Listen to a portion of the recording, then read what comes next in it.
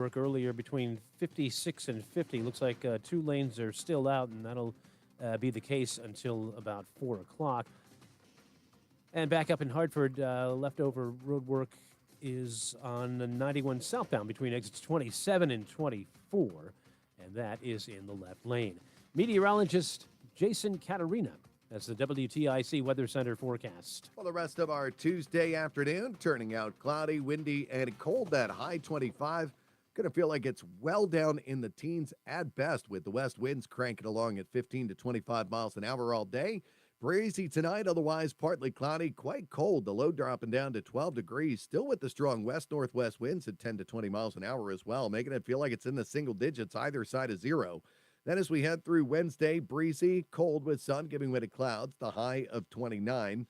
Heading in through our Wednesday night, becoming cloudy, bitterly cold, the low down to 4 degrees.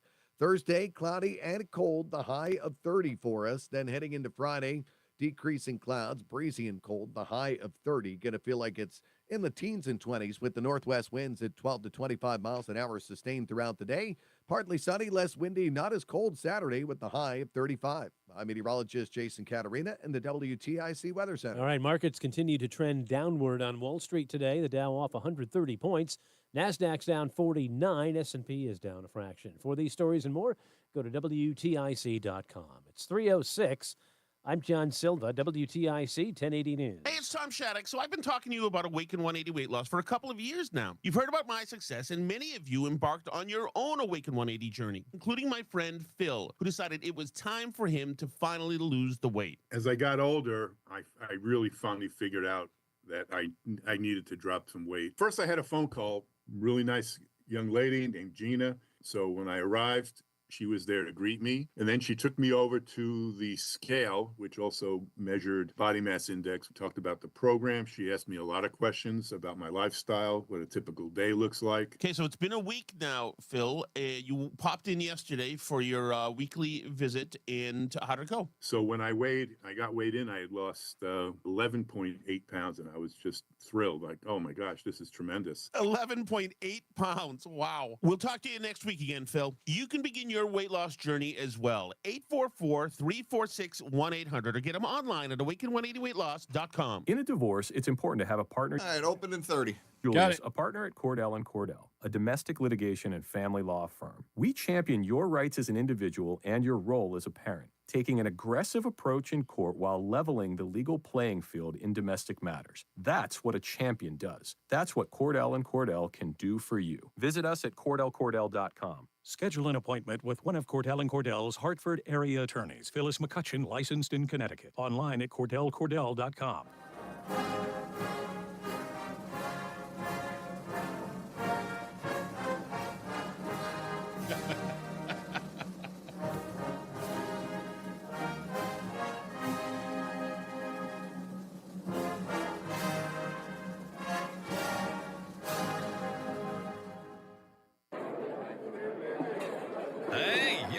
Hey, shh. Calm down. The show is about to start. Reese on the radio. Turn it up. Turn it up low. Turn it up loud. It's like a dream come true. Turn on your radio. Reese is on the radio. Yo, let's get it. Due to the nature of this program, discretion does not exist. It's Reese on the radio. Right now on WTIC News Talk 1080.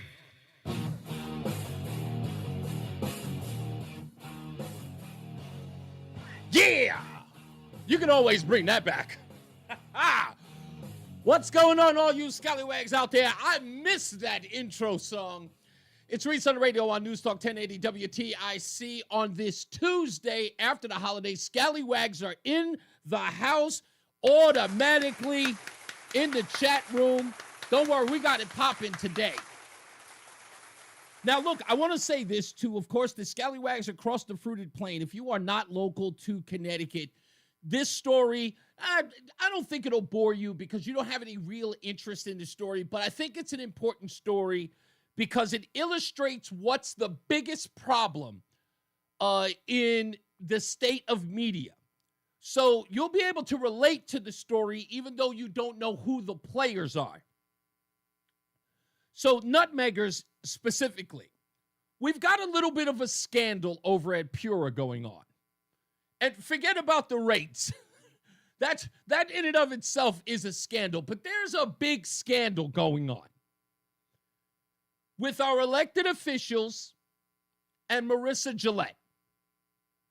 And everybody's saying something while saying nothing at all. And I'm going to explain to you how the media, WFSB and NBC Connecticut, are playing a role in not informing you.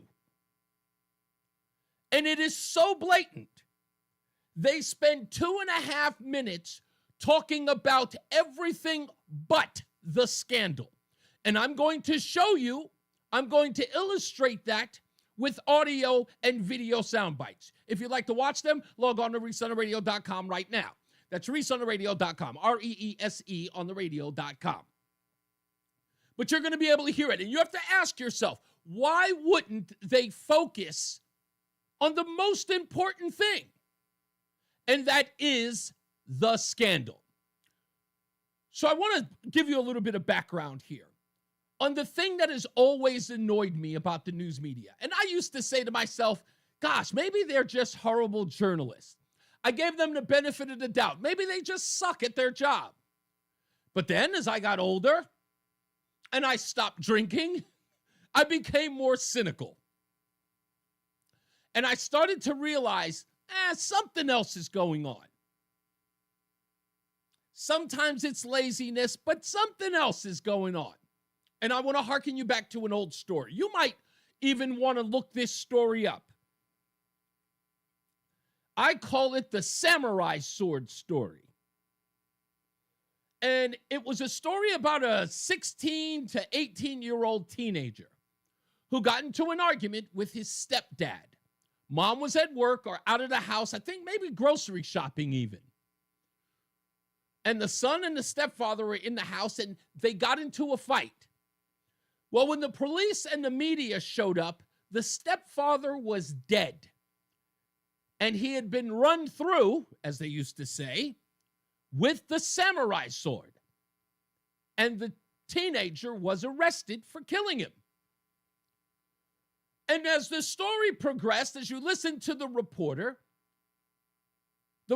says that the stepfather, was watching television and the teenager wanted to watch something on television, and an argument ensued about watching something on television, which erupted into this fight where the samurai sword was then used to kill the stepfather. And I don't know what came over me, but the whole time I'm reading the story and watching the story on the news, I couldn't help but ask, what was the kid so energized about watching on television? What was so important? And what was the dad watching on TV?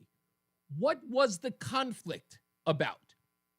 You might have seen, if you're a social media guy like I am, you may have seen comedian Bill Burr talking on a podcast about one time he's watching the news with his wife, and there's a domestic violence story on the news.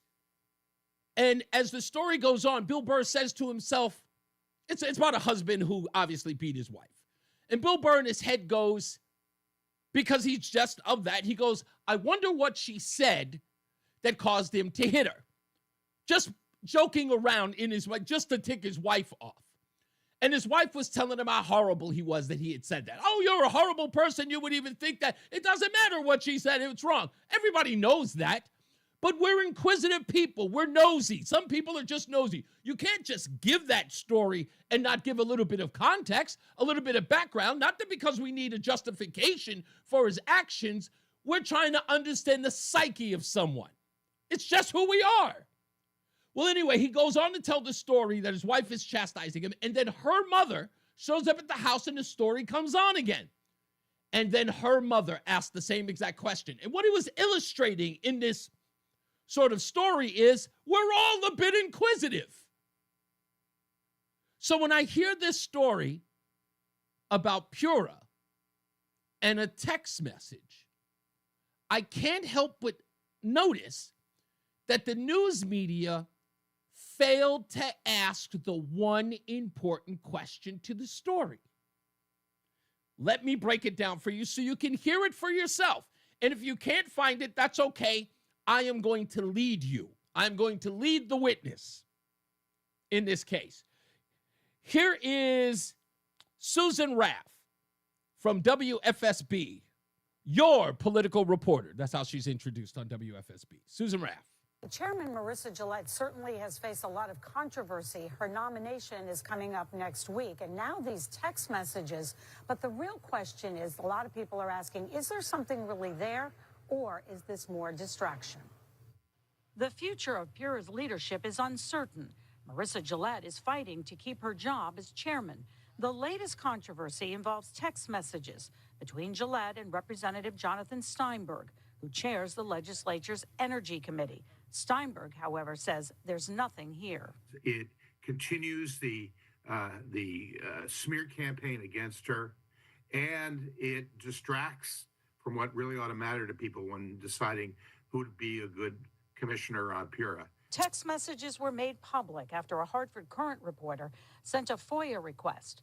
FOIA is the Freedom of Information Act, which gives the public the right to see government documents. Back in December, Steinberg sent a text to Gillette saying he sent an overly formal response to her because I'm concerned about being FOIA'd. A Pura spokesperson says Pura, including Chairman Gillette, always comply with FOI, and it's not unusual nor inappropriate to have dialogue with the co-chairs of the Energy and Technology Committee. I don't have a problem with any of that. I don't have a problem with any of that. They said Pura, including Chairman Gillette, always comply with FOIA. It is not unusual nor inappropriate to have dialogue with the co-chairs of the Energy and Technology Committee or other policymakers on both sides of the aisle, the Pura spokesperson said. Again, I've got no problem with that. But here I have a problem with the reporter. Let's pull this back and read the email in full, or the text message in full. Now, I'm going to, again, give you Susan Raff's breakdown of the text message. Government documents. Back in December, Steinberg sent a text to Gillette saying he sent an overly formal response to her because I'm concerned about being FOIA'd. A Pura Stop. Now, Susan, or anybody who knows Susan, please let her know. This is horrible reporting. Because the problem isn't the quote that says, sent you an overly formal response to your PBR email because I'm overly concerned about getting FOIA'd. It's what he says in the next line. What he said in the next line is the scandal. Quote, let me know if reading between the lines you don't see what I'm trying to say. And if I'm correct here, WFSB spoke to him. They spoke to Jonathan Steinberg, and nobody thought to ask him about that important quote. Let me know if reading between the lines you don't see what I'm trying to say, because I don't, or I'm concerned about getting FOIA'd. See, did you read between the lines? No one said, hey, Steinberg, what did you mean by that? You don't believe me? Listen again to Susan Raff. Concerned about being FOIA'd. A Pura spokesperson says Pura, including Chairman Gillette, always comply with FOI, and it's not unusual nor inappropriate to have dialogue with the co-chairs of the Energy and Technology Committee. There was talk, however, that Chairman Gillette's nomination was on pause, but Governor Lamont's communication director says nothing is paused on the governor's end, and that Commissioner Gillette is still his pick, and he proudly stands by her renomination. Tracy Mara, a ranking member on the Energy Committee, says changes are needed at Pura, and lawmakers should not be Okay, where's the story? Where's the story about the text message?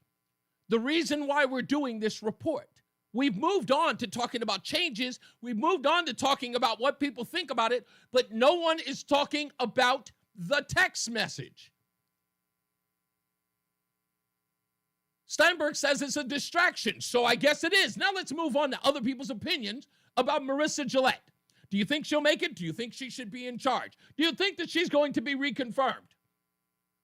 Let's get back to the text message. I kid you not. That was it. Let's go to NBC Connecticut. Mike Savino.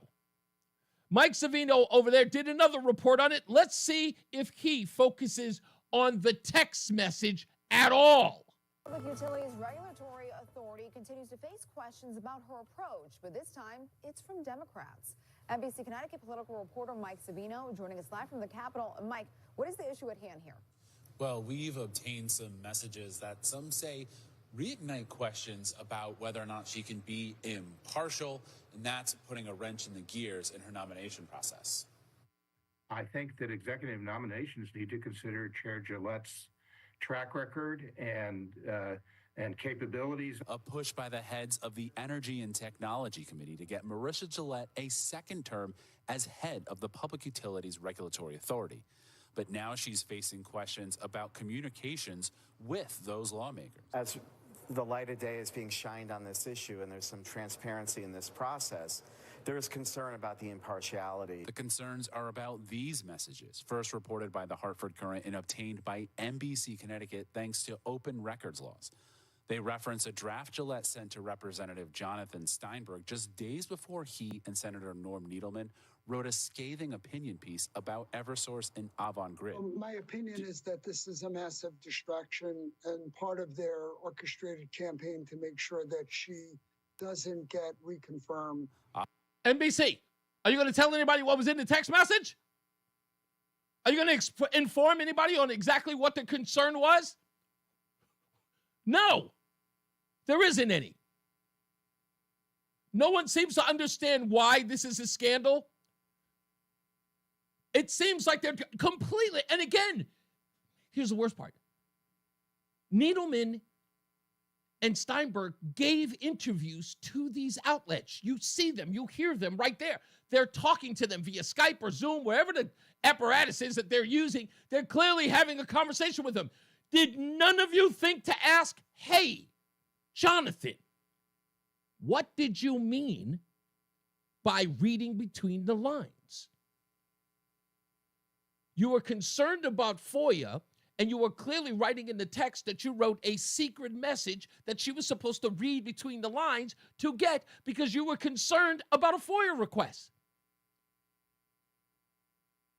Not one person bothered to ask. So I ask, I'm just asking the question, 860-522-WTIC, 860-522-9842.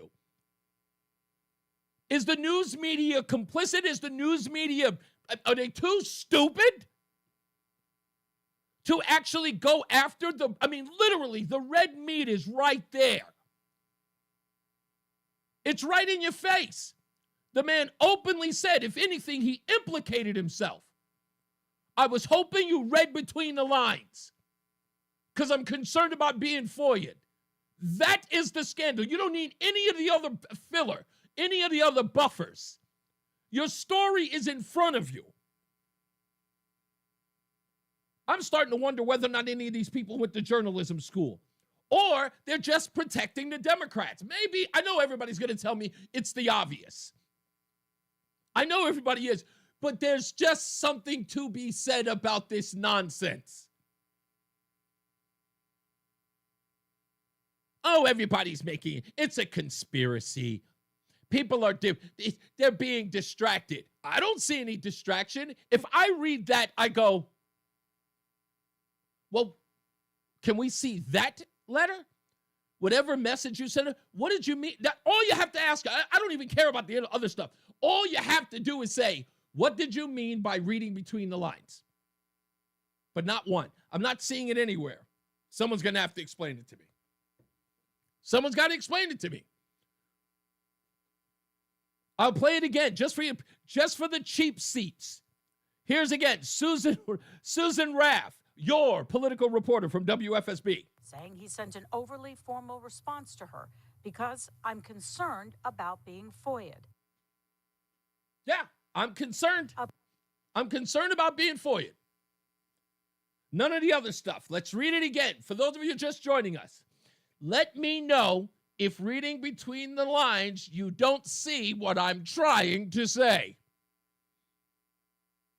So in essence, I need you to see there's some secret hidden message.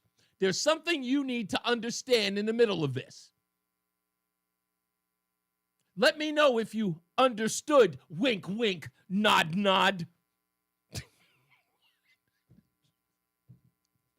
You don't have to be Encyclopedia Brown to get this. You don't. This is utterly ridiculous. Savino, again, Mike Savino, he has the text message. He doesn't even tell you what's in it. Public Utilities Regulatory Authority continues to face questions about... No, that's not the piece. Where's Savino's piece? Here it is, right here. The concerns are about these messages, first reported by the Hartford Courant and obtained by NBC Connecticut thanks to open records laws. He concerned about these messages. Mike, we're watching on television and you're showing us the blurry print of these messages. Can you tell us what these messages are? Oh, well, maybe we're too harsh on them. Mike, tell us what those messages are, what they read.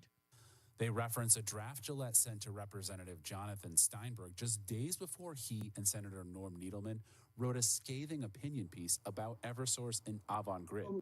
So, no details? Come on, man. Again, this is the thing that I don't understand. I think it's bad enough that we have politicians who clearly do this very, very sneaky, underhanded nonsense. But I find it worse off that the people, again, we're talking about enablers in the news media. No one ever holds them to account. We got to start doing it. We got to start doing it. This is horrible reporting. You can't be an informed public with this. How in any way are you being informed by this? They just completely left the story. Hey, it's a scandal, but, we talked to everybody. Everybody's cool. It's no big deal. Whoever that guy was at the Hartford Courant, he's just trying to make a mess of stuff. It's no big deal. We're taking your phone calls. 860-522-WTIC, 860-522-9842. When we return, stick around. It's Reese on the radio on NewsTalk 1080 WTIC.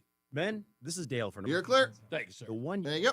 The light of your life. And if you're like most of us, you want to do whatever you can to nurture your relationship. But if you're suffering with erectile dysfunction, you know the impacts the condition is likely having on you and on your partner. ED is a relationship destroyer. It can contribute to depression, distancing, conflicts, even breakups and divorce. And what's so disturbing about this is that most men who suffer with ED can be successfully treated, but a lot of guys don't seek treatment when they should. At Northeast Men's Health, we have protocols that are effective in well over 90% of cases. In fact, if you're like most guys, you could be having great sex within a day or two of your first appointment, and maybe find you're performing like you haven't in a long time. So call Northeast Men's Health today. What's Your up, initial Sal? visit is only $99 and includes blood work, a medical consult, and if medically advised, a test dose. And if that test dose doesn't work in the office, your visit is free. Call 800-930-5956 or go to northeastmenshealth.com. We have 5 offices in the Northeast to serve you. Northeast Men's Health, a Promenic restorative health practice.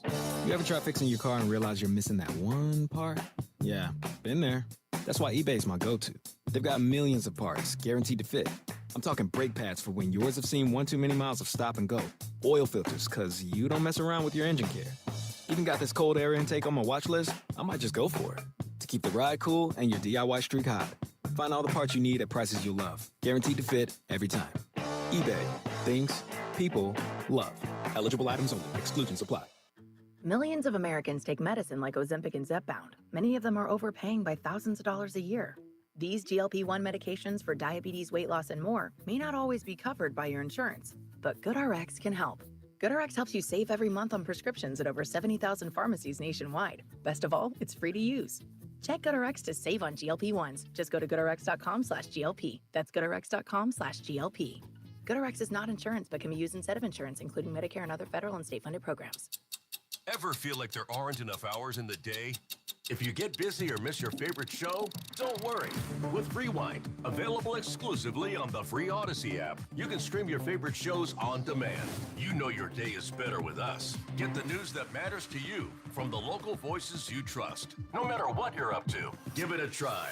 To get started, download the free Odyssey app and search for your station. That's AUDACY. And now, a WTIC news update. 3:30, good afternoon. I'm John Silva, WTIC 1080 News. Woman's in the hospital after Southington police say she was struck by a vehicle in town Monday night. Crash occurred at West Street and Jude Lane. 32-year-old sustained serious head and leg injuries and is being treated at an area hospital. The driver called police from their residence and is cooperating with the investigation. Arrest has been made in a double fatal stabbing last weekend in West Haven. Police say Javon Tyrese Fletcher is facing 2 murder counts for the stabbings of his girlfriend and his 2-year-old son Saturday night.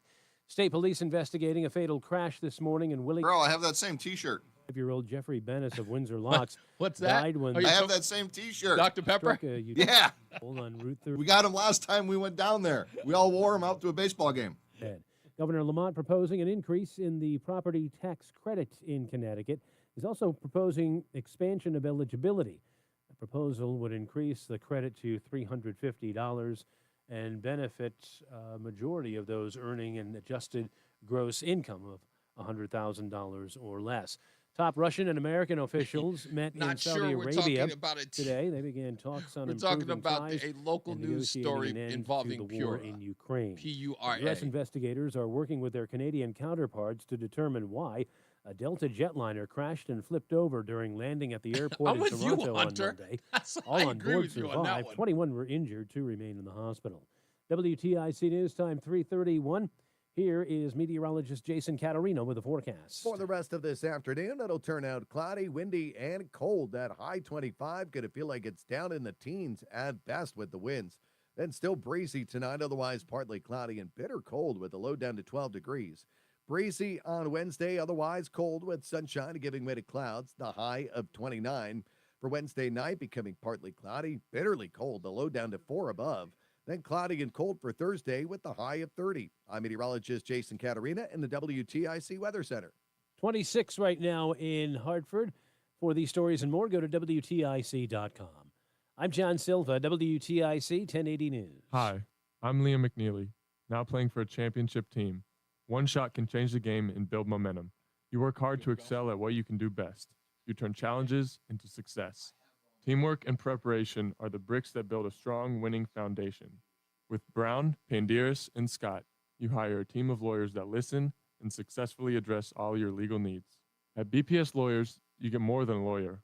You get a law firm. Visit bpslawyers.com. Paid for by government. Now is the time to fill your vault with Morgan Silver Bars. Grab your piece of America's silver legacy with this special offer. These spectacular shining silver bars featuring a crisp image of the iconic Morgan silver dollar, a legendary coin that has captivated collectors for generations. Call now to secure 1-ounce silver bars minted in 99.9% pure silver and made in the USA. Don't miss out on this special deal, regularly priced at $49.95, but for a limited time, only $39.95. Save $10 per silver bar. Limit of 25 bars per customer. The more you buy, the more you save. Up to $250 in savings and free shipping on every order. Plus, with qualifying orders, you'll receive a free Morgan Silver Dollar. That's a $59.95 value free. Call 1-800-386-7195 now to secure your 1-ounce Morgan Silver Bars for only $39.95. That's 1-800-386-7195.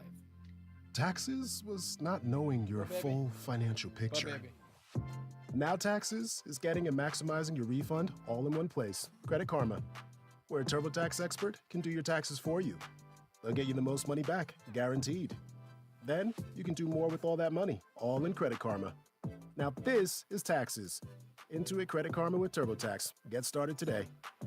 See guarantee details at turbotax.com/guarantees. Experts only available with TurboTax Live. What's the difference between a Lair Elder Law and most elder planning services? Alair The Elder Law concerns is a are law about firm, these which means we messages, can first advise you reported on by the asset Hartford Courant protection and obtained next by step planning NBC to avoid Connecticut, probate thanks and to protect the open other records spouse laws. for their future They needs. For example, after working to protect assets from the Medicaid spouse, the healthy spouse needs a special will to keep protecting things in future. With other services, if you're just getting the Medicaid application and not necessary legal documents or strategies, you're getting much less, and often for the same price. Medicaid processing companies can be slow. They may sound like a good deal, but a lot of times they put the work on the family's shoulders, which could mean it takes more time, which costs money when paying for care. Our job is education as much as execution. Finally, please ask the question, are you being referred to a Medicaid planning service for the right reasons, or might they be steering you? I'm Haley Alair. For comprehensive senior planning for your family, the right choice is Alair Elder Law. Compassionate counsel and proven results. AlairElderLaw.com. Prescriptions require an online consultation with a healthcare provider who will determine if appropriate. Restrictions apply. See website for details and important safety information. Price varies based on product and subscription plan. Hey guys, let's talk ED because millions of men experience it, but not everyone can access or afford treatments like Viagra. Well, HIMS can help. Through HIMS.com, you can get a full range of treatment options for ED, including daily or as-needed meds through a 100% online process. It all starts with an online intake form. Get started at hims.com/joy, and from there, a medical provider licensed in your state will determine if ED treatment is right for you. If prescribed, your medication is shipped to you for free. Find the ED treatment that fits your needs with options up to 95% less than the brand names. Millions of men experience ED, but HIMS can help. To start your free online visit and save up to 95%, go to hims.com/joy. That's hims.com. There we go. Joy for your free online visit. This one's for you, bro. .com/JOY. Follow us around at WTIC 1080 on Instagram, Facebook, and X. You know I hate that darn song. Oh, there's a horrible, horrible story behind that. Anytime, it's so funny. It's a long story. I can't stand that song for the love of God. But it fits the topic. Yeah, it does. It totally does. There is something crazy going on, and I know that it's happening in Connecticut more so than I'm seeing it anywhere, because I've never seen anything like this before in my lifetime. When I was growing up, the thing that I loved about the news growing up was ABC Eyewitness News used to have these sort of investigative reports, and every other day, in fact, I was excited to watch them because they would have these undercover investigative reports, you know, talking about how you're getting scammed at the bodega or you're getting scammed at the local electronics store, and they would do hidden camera stuff. It was really the stuff that you see James O'Keefe do now. And now to come to Connecticut and see this, and you guys know I've talked about this from day one since I've been on WTIC, is that it boggles the mind of what isn't covered on regular, broadcast news. There are a bunch of stories. And again, I don't want to pat Mark in West Hartford, who's actually on the line. I'll get to him in a second. But he's actually, the stories he's covered, these guys could be winning Pulitzers if they'd at least just listen to the guy. By the way, we got this huge project that we got coming up really, really soon. But let me get to the phones. 860-522-WTIC. Ralph's in South Carolina. How we doing, buddy? Reese, good. I got a couple things I'd like to run by you. As far as that reporter, you and I have been talking for years, and what I said was every reporter or every politician should ask every reporter and every politician, please show the American people your proof. Yeah. When you make an accusation. Indeed. Show us your proof. And it never happens. They never ask. Another thing, the real reason I called, The View, all those women on The View, and they're all racists, they're all paid millions of dollars, if I'm not mistaken. There are 3 avowed racists on that show. In fact, we know definitively that one of them is spawned from slave owners. And that's Sunny Houston. Her folks are from Spain, and they are slave owners. So she is a direct descendant of slavers, which is why she is an avowed racist. Everything about her is about racism because it's in her genes. So if anybody if ex Ibram Kendi wants to study the genetic code of racism, he looked no further than the 23andMe profile of Sonny Host in Houston Houston. Well, the thing that gets me, Reese, is these women are paid millions of dollars. Correct? Yeah. What have they done to be worth millions of dollars? Have they found a cure for brain cancer? No. They found a cure for heart disease. Are they able to cure? They are paid to do exactly what they do, and that is antagonize. That's what they are paid to do. They are paid antagonists. Whoopi Goldberg to food, and they don't have to be. Remember, to be an antagonist, you don't have to be very bright. Well, they prove that, and then Whoopi proves not to be bright at all when she makes a comment about Elon Musk's son calling his son X, and her name is Whoopi. Yeah, I know. Don't even get me started on that one. Don't get me The started. hypocrisy is unbelievable. But the thing in my mind is the average American, they're saying, earns about $66,000 a year. And they work hard for their money. And they've got no place are talking paid- about American people and who they vote for, knowing that they make that amount of money while average citizens are making, as you'd point out, somewhere close to $50,000, $60,000 a year just trying to get by. How dare they be lectured by a bunch of blowhards who make millions of dollars a year on television? Right, and live in mega million-dollar homes. Indeed. And have private security, and they're trying to tell the average person how to live and what to do. Yeah. This is, to me, is the hypocrisy upon hypocrisy, Reese. Couldn't agree more, sir. Couldn't agree more. Let's go to Corey in Meriden. How we doing, Corey? What's up, brother? How you doing? Chilling, man. What's up? It's going good. No, back to your FOIA thing you were talking about Yes, earlier. So there's 3 steps that I figured out here. So in Connecticut specifically, you got step 1. The executive branch, which is the Lamont administration, controls the FOIA office. Most people don't know that. That's right.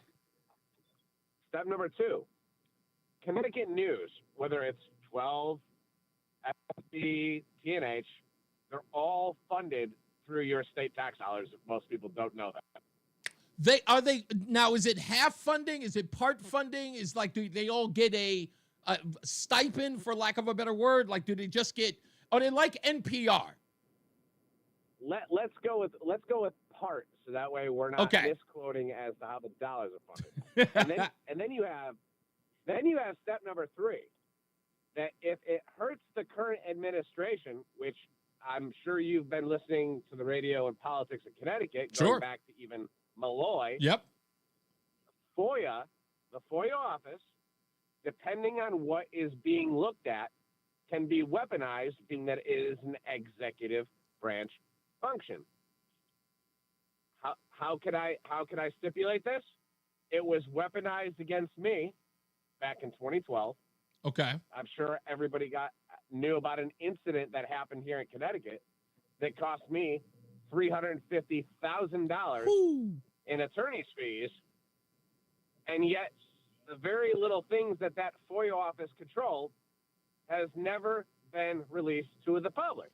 So there was something within something you could have FOIA'd that was exculpatory in assisting you in that litigation. Is that what you're saying?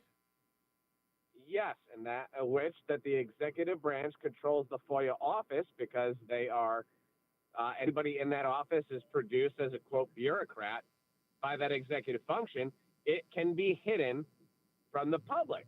So when you're coming across with this Pura administrator or whoever the hell lady is, Marissa Gillette, she is concerned that it can be weaponized by not necessarily the executive branch, but the opposing party. Yeah. Such as, let's say, the Republican Party. Right. That would have an action that they could afford. Now, notice I said afford. That's a good point. When it comes to attorneys in that branch, you need to have an attorney. But the problem is and this is again something that every taxpayer in Connecticut and their energy costs that obviously everybody's mounting on right now. I hope everybody loves their energy bill this month. Oh my God. Don't get me started. But when it comes down to it, I think this is a very big proposal that needs to be changed specifically in Connecticut. That if information is needed, regardless of a party that's negotiating this in committee or in Congress, that information needs to be accessible to any taxpayer if it comes to that FOIA office. And if she's scared of that, that's telling me that this is now being weaponized. I don't think, hear me out, I don't think that she's afraid of this. I think Jonathan Steinberg is concerned about this. Because remember, all you have to do in all of this is to ask what he meant when he said, I'm hoping that you can read between the lines. Because in essence, what he's saying to her, right, he's informing her, hey, I'm concerned about being FOIA'd based on like something he's doing or something he's writing. And he's, I guess, sending her messages in code. And I don't know whether or not he's behind the scenes greasing the skids to make sure that she gets approved, right? Or what he's doing behind the scenes. Clearly, the scandal here is what she's accepting isn't really scandalous, right? So she wants to keep her job. But if there's a concerted effort by Jonathan Steinberg to keep her, that's what we need to know. So when he says, hey, I want you to read between the lines, he's implicating something nefarious is going on. That is the key kicker to my point here. Now, he's out of which news agency? Oh, no. Steinberg is the energy, what's that? The energy official in Congress. So that's scary that he's the official, like, writing that. Oh, yeah, he's the chair of the Energy Committee. Then he has gotten under somebody's skin, because if this was a recent thing that has happened over the past week, given obviously what you and I have actually witnessed, obviously down in D.C., I will continue to state this even since I last talked to you. This is coming back to Connecticut, and Connecticut is that hub to where policy down in D.C. is brought forth. And you just need to keep bringing back that Chris Murphy thing that you love. I hate Chris Murphy because he's gonna regret it. I know he's already regretting it. He's actually in the shadows now. Thank you, Corey. I appreciate it. I'm gonna go to Mark in West Hartford before we go to a break. What's going on, buddy?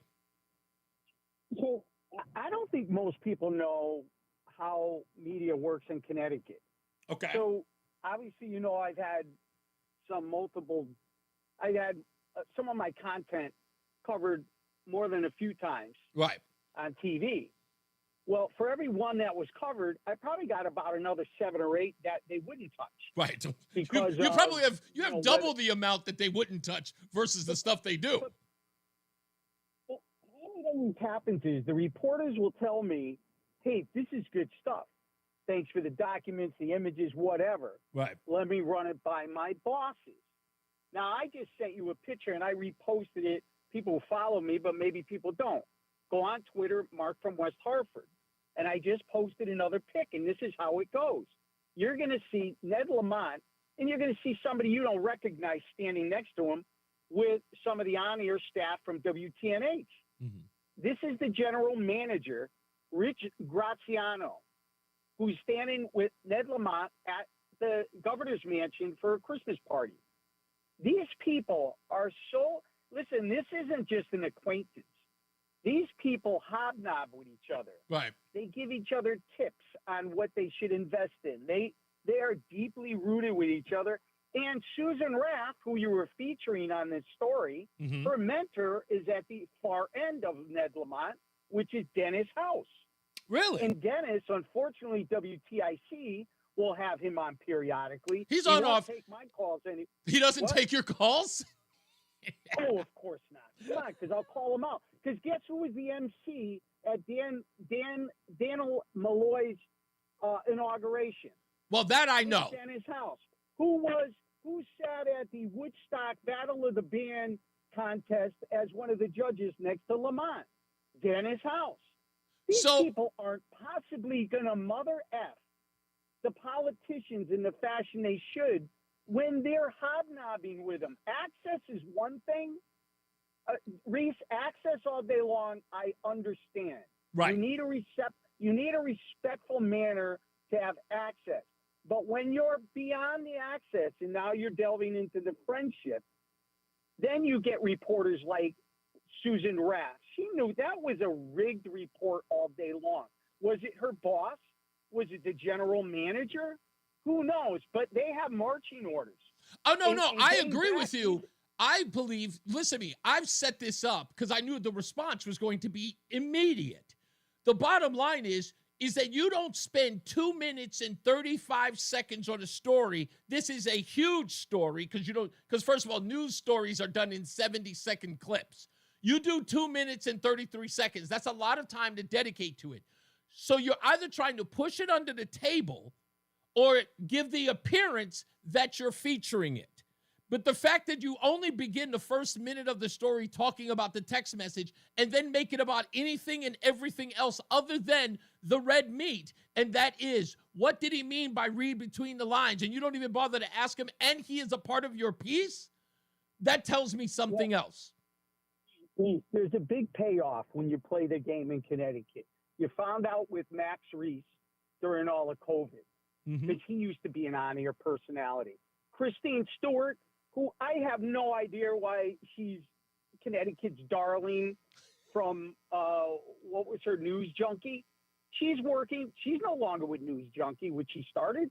She's in Lamont's office.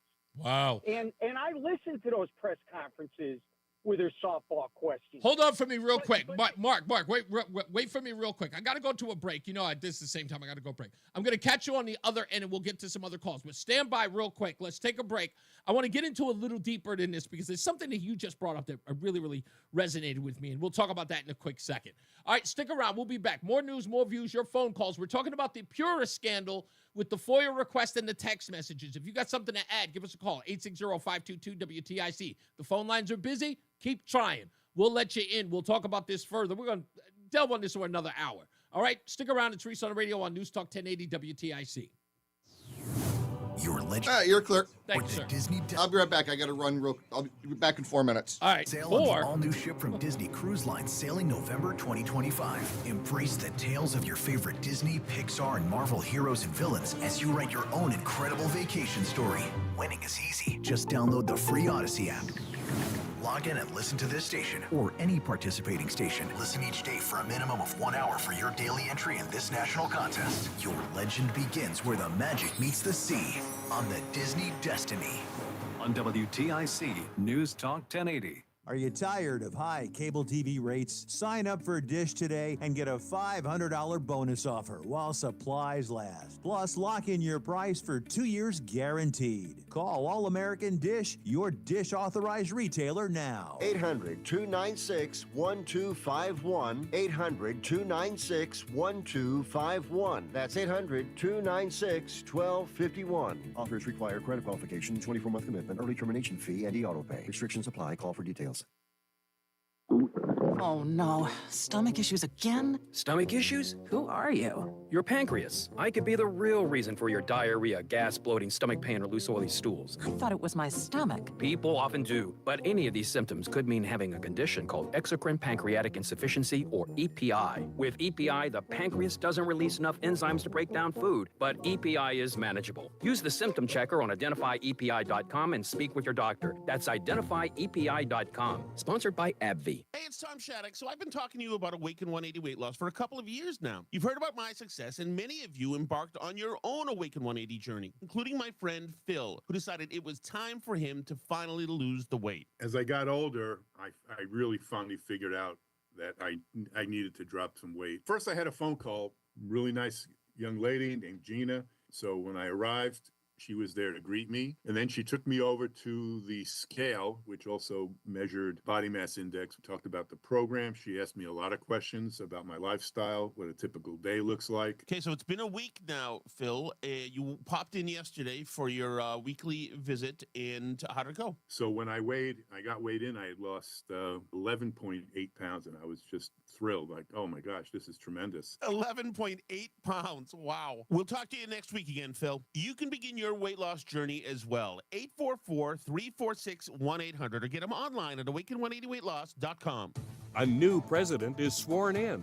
America's greatness is being restored. And there's breaking news every minute. Now, tens of millions of Americans are turning off Fox and CNN and tuning in to Newsmax for the breaking information they really need to know. Reuters Institute says Newsmax is one of the top news brands in America. Find it yourself on all major cable systems and on your TV or smartphone store. Just download the Newsmax app for free and start watching. You'll get great shows with Rob Schmidt, Greta Van Susteren, Rob Finnerty, and Carl Higbie, and more. Find out why millions of Americans have made the switch. Even President Trump says Newsmax is terrific, and he's watching. So make the switch to Newsmax. Check us out on cable and satellite TV or download the Newsmax app today. Watch us anytime, anywhere. Remember, Newsmax is real news for real people. Wesley Financial Group is not a law firm. If you own a timeshare, don't miss this. Okay, I'm back. 1 minute. Howell, founder of Wesley Financial Group.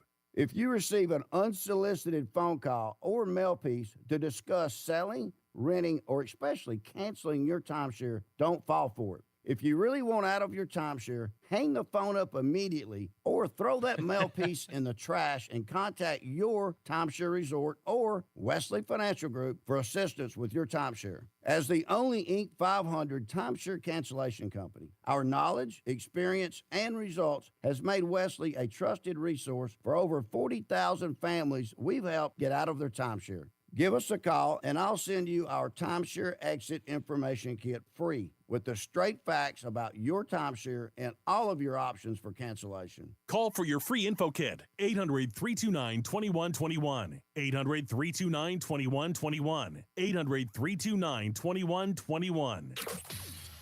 This is Connecticut's news station, WTIC News Talk 1080. Depend on it.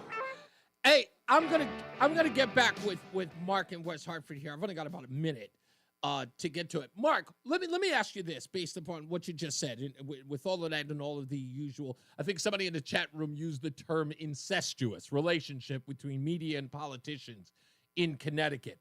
So aside from combating that, right? If you know all of the players, right? Like you know them inside out, and I'll put it this way.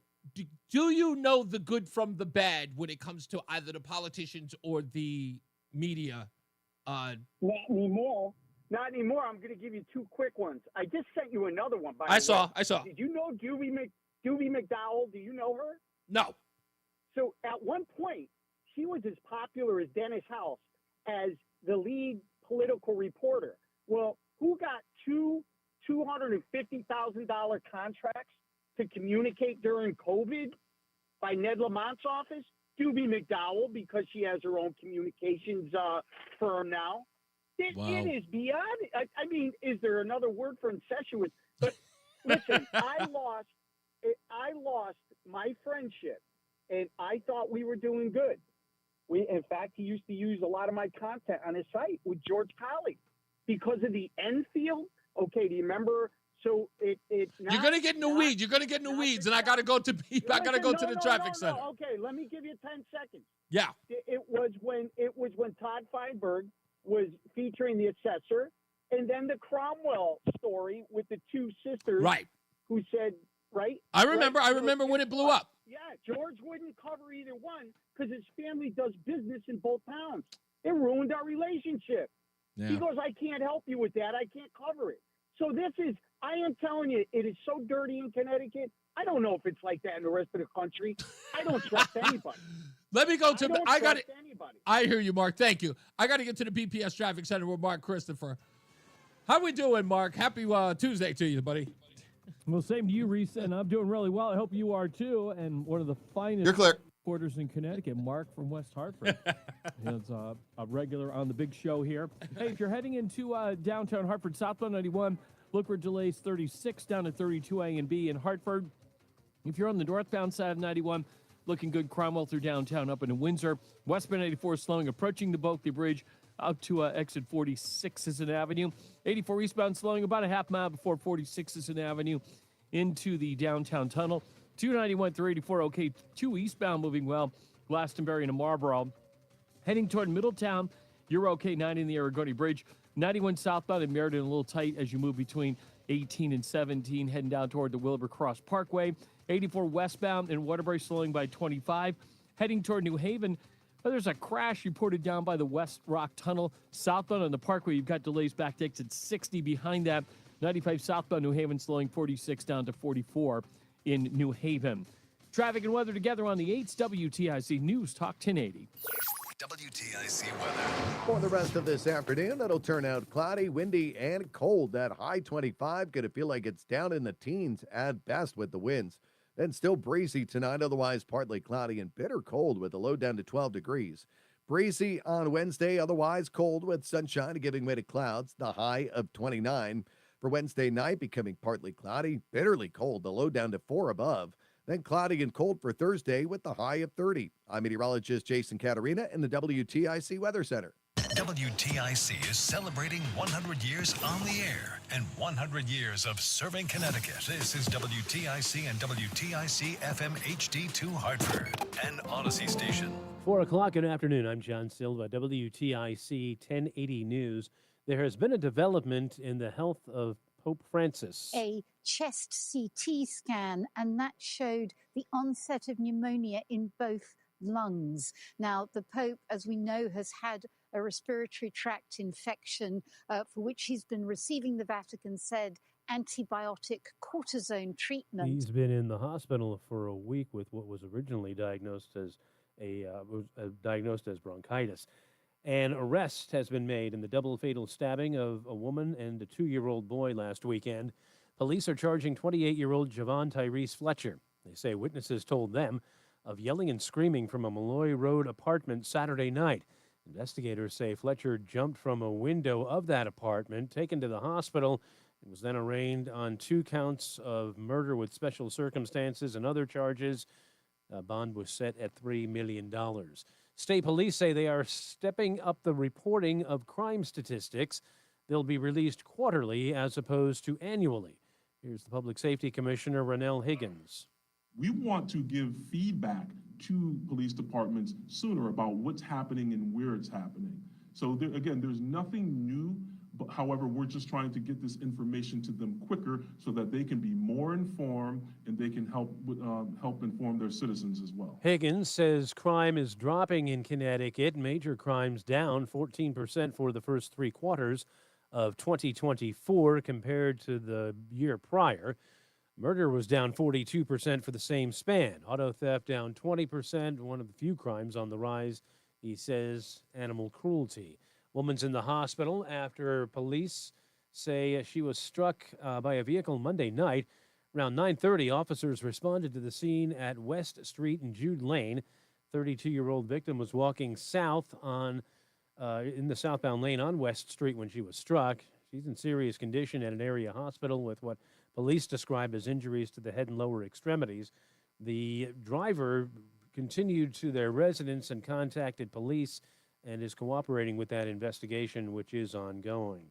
U.S. and Russian officials met in Saudi Arabia today to talk about ending the war in Ukraine and also repairing diplomatic relations between the two nations. Correspondent Nancy Cortez. They said that they want the two nations to work more closely together. They said they want them to be closer diplomatically, closer economically. This is just not the kind of language we have heard from Washington in recent years. Extreme cold has its grips on the nation's midsection at O'Hare in Chicago. It's 0 degrees here. We just came from New York and it was 32 and that felt warm. The cold stretch will stretch east into New England as far south as Texas, where they could get snow. Kentucky still recovering from deadly flooding last week. Closing bell report sponsored by Bouvier Insurance. Dow up 10 points, NASDAQ up 14, S&P up 14 as well. For these stories and more, go to WTIC.com. I'm John Silva, WTIC 1080 News. At United Way of Central and Northeastern Connecticut, we're not just talking about change, we're leading it. Together, we joined forces with community partners and members to tackle poverty head on. Join us, stand with us, and unite to end poverty. Visit unitedwayinc.org to learn how you can help. Together, we can unite to end poverty. O'Reilly Veriscan is a free check engine light testing program that pulls from over 600 million vehicle scans confirmed by ASC certified technicians to provide a simple report and possible fixes available exclusively at O'Reilly Auto Parts. There's a lot on the line in a divorce. Your home, savings, retirement, maybe even kids. 30 seconds. Find yourself facing divorce and the unexpected directions it can take. You guys don't rerun the open here, do you? Count on. I'm Rick Julius, a partner Not at at all. Cordell & Cordell. We're committed to helping protect your personal interests. Been a while since I've done your show. Divorce take more than it has to. Talk to us today. Schedule an appointment with one of Cordell & Cordell's Hartford area attorneys. Phyllis McCutcheon, licensed in Connecticut. Online at CordellCordell.com. Yeah!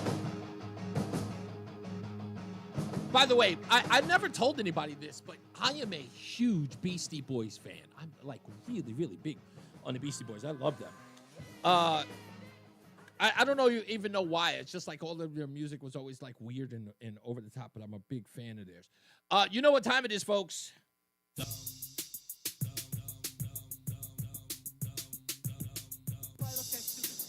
you do. Stupid as can be. This could very well be the stupidest person on the face of the earth. And what is the stupidest thing that I read today? So apparently, Mediaite has an article. You can go to reeseontheradio.com. That's REESE on the radio.com to read it.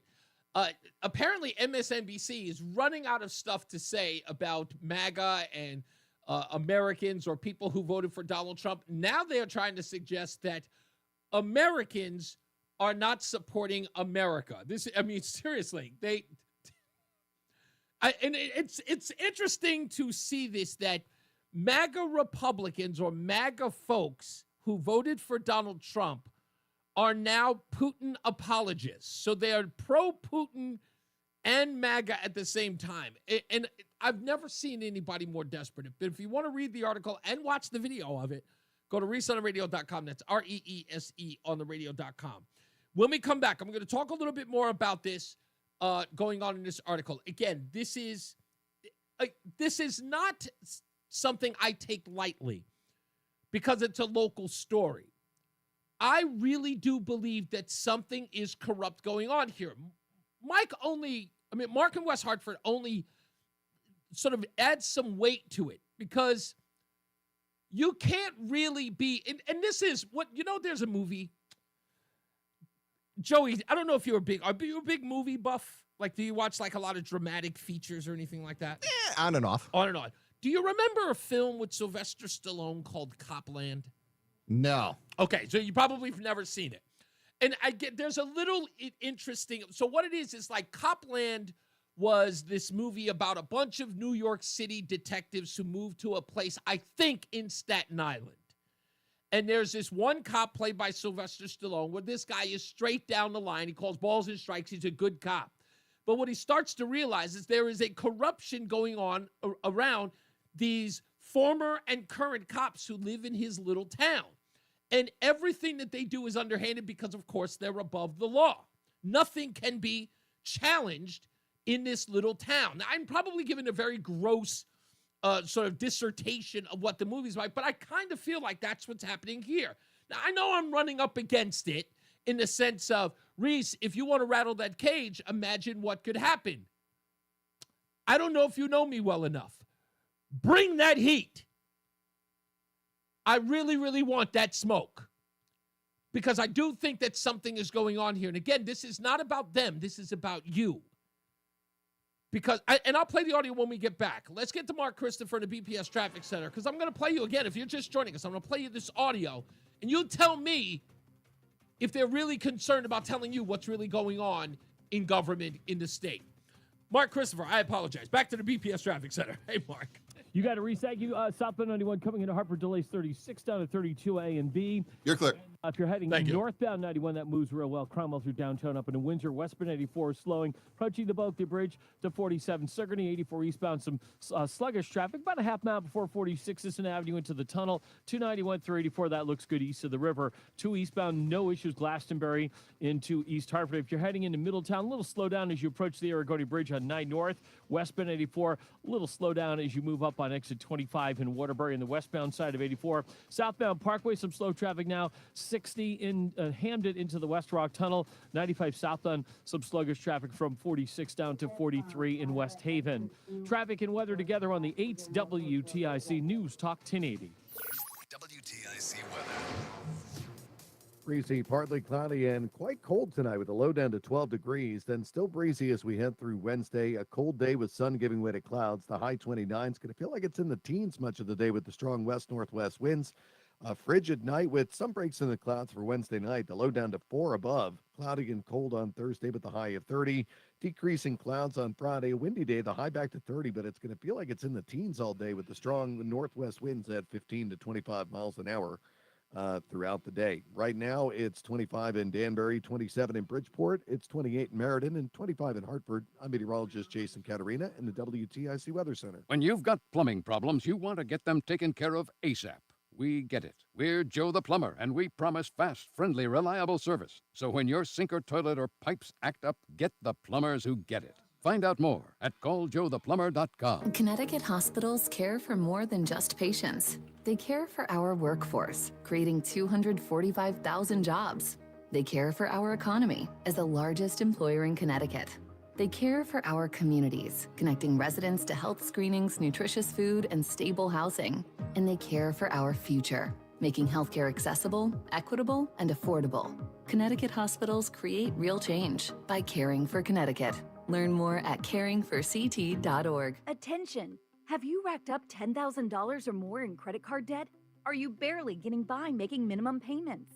With credit card debt reaching all-time highs, National Debt Relief is notifying consumers about significant debt relief options currently being made available to help those with overwhelming credit card debt. These options may reduce a large portion of credit card debt for those who qualify. You don't need to declare bankruptcy or take out a consolidation loan, and you may only have to pay back a fraction of what you owe. 1 minute. Have bad credit. National Debt Relief has already reduced the credit card debt for more than 550,000 consumers. So don't wait. If you owe $10,000, $20,000, or even $100,000 in credit card debt, you can now take advantage of this financial debt relief as the cost of living continues to skyrocket. To check what debt reduction you may qualify for, call 800-885-1010. 800-885-1010. Again, that's 800-885-1010. Do you have plans this weekend to head to New York? Whether you take I-95 or the Merritt, you're bound to get stuck in traffic. Come visit us at Columbia Implant Center instead. 1 day, same day, 7 days a week. Visit ColumbiaImplantCenter.com. WTIC News Talk 1080 is celebrating 100 years on the air. Yeah, man. We are back. Don't forget, folks, download the Odyssey app if you haven't done it already, because you could win a cruise for 4 people on the Disney Destiny cruise line. That is only if you download the Odyssey app. You got to download it, then you're going to log in, and then you got to listen an hour, at least an hour every day. And of course, you know, you can always listen to Reese on the radio every day. Well, I'm on 6 days a week, if you can believe that. Maybe we should just get a Saturday show, Joey. Just put me on Saturdays, and then everybody could at least listen an hour for a better chance to win that Destiny cruise.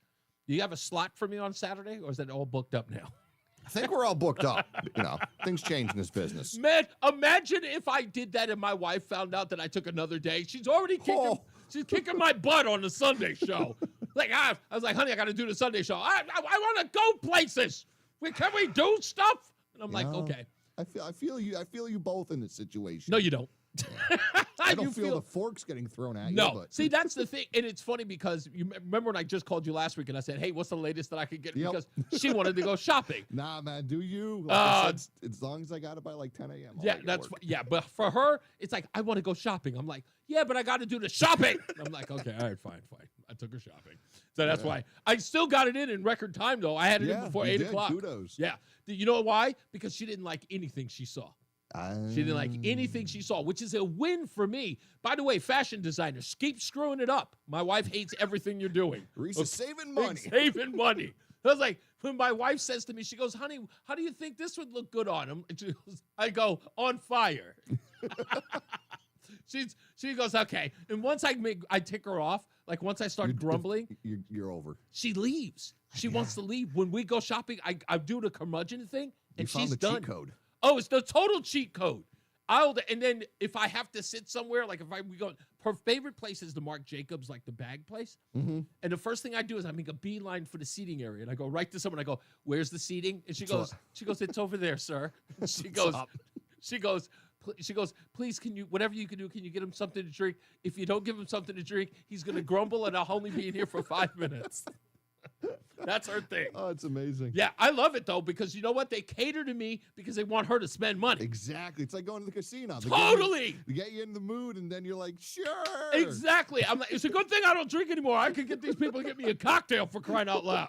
7 Marc Jacobs bag later. Exactly. And every time. All right, so for those of you who are just joining us, let me get to this audio. Again, this is about, and look, do I think this is a huge scandal? It's moderate for Connecticut. There have been bigger. But I think this is a scandal only because of the cover-up that's being perpetrated by the news media. And look, unless people like you say something to them, they're going to ignore it. So I'm going to play Susan Raff's report again. Here's the breakdown. The Pure chairwoman is up for a vote soon, or she's going to be confirmed. She's got to go through a whole committee hearing. And there's a likelihood, it's 50-50 whether or not she'll make it.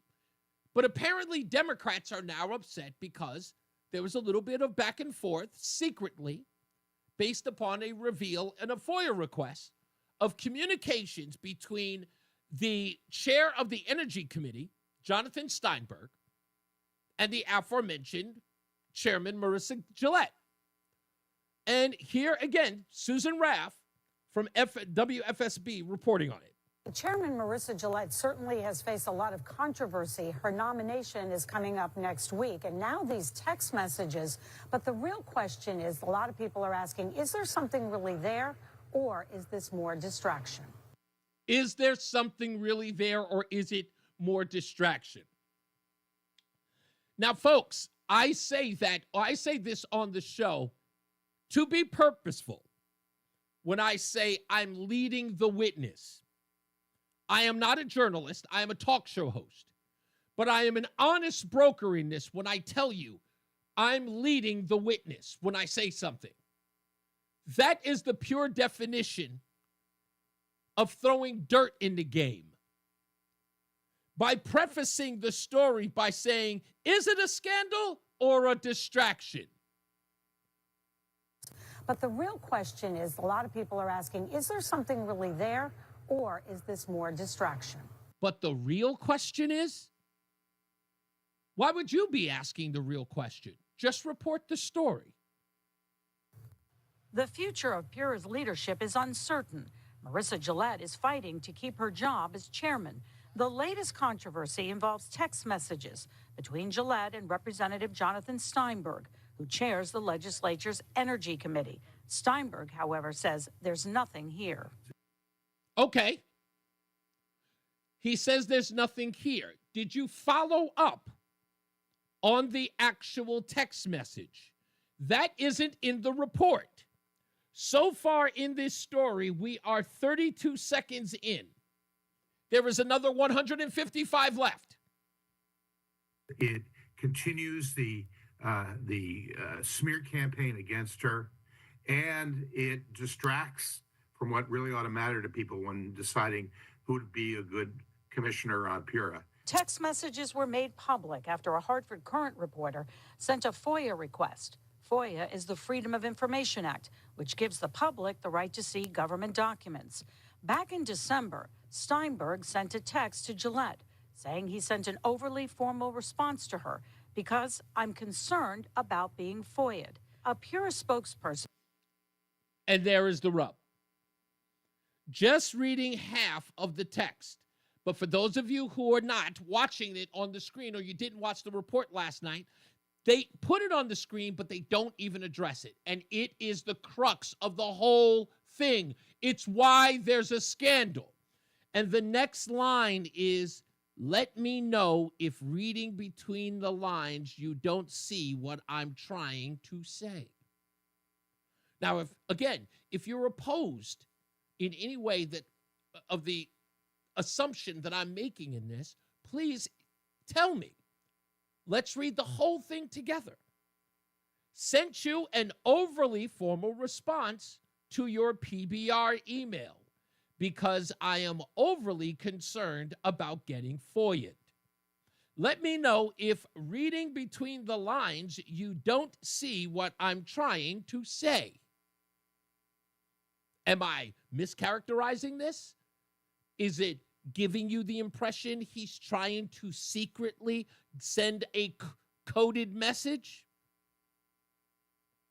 But again, she doesn't read the whole thing.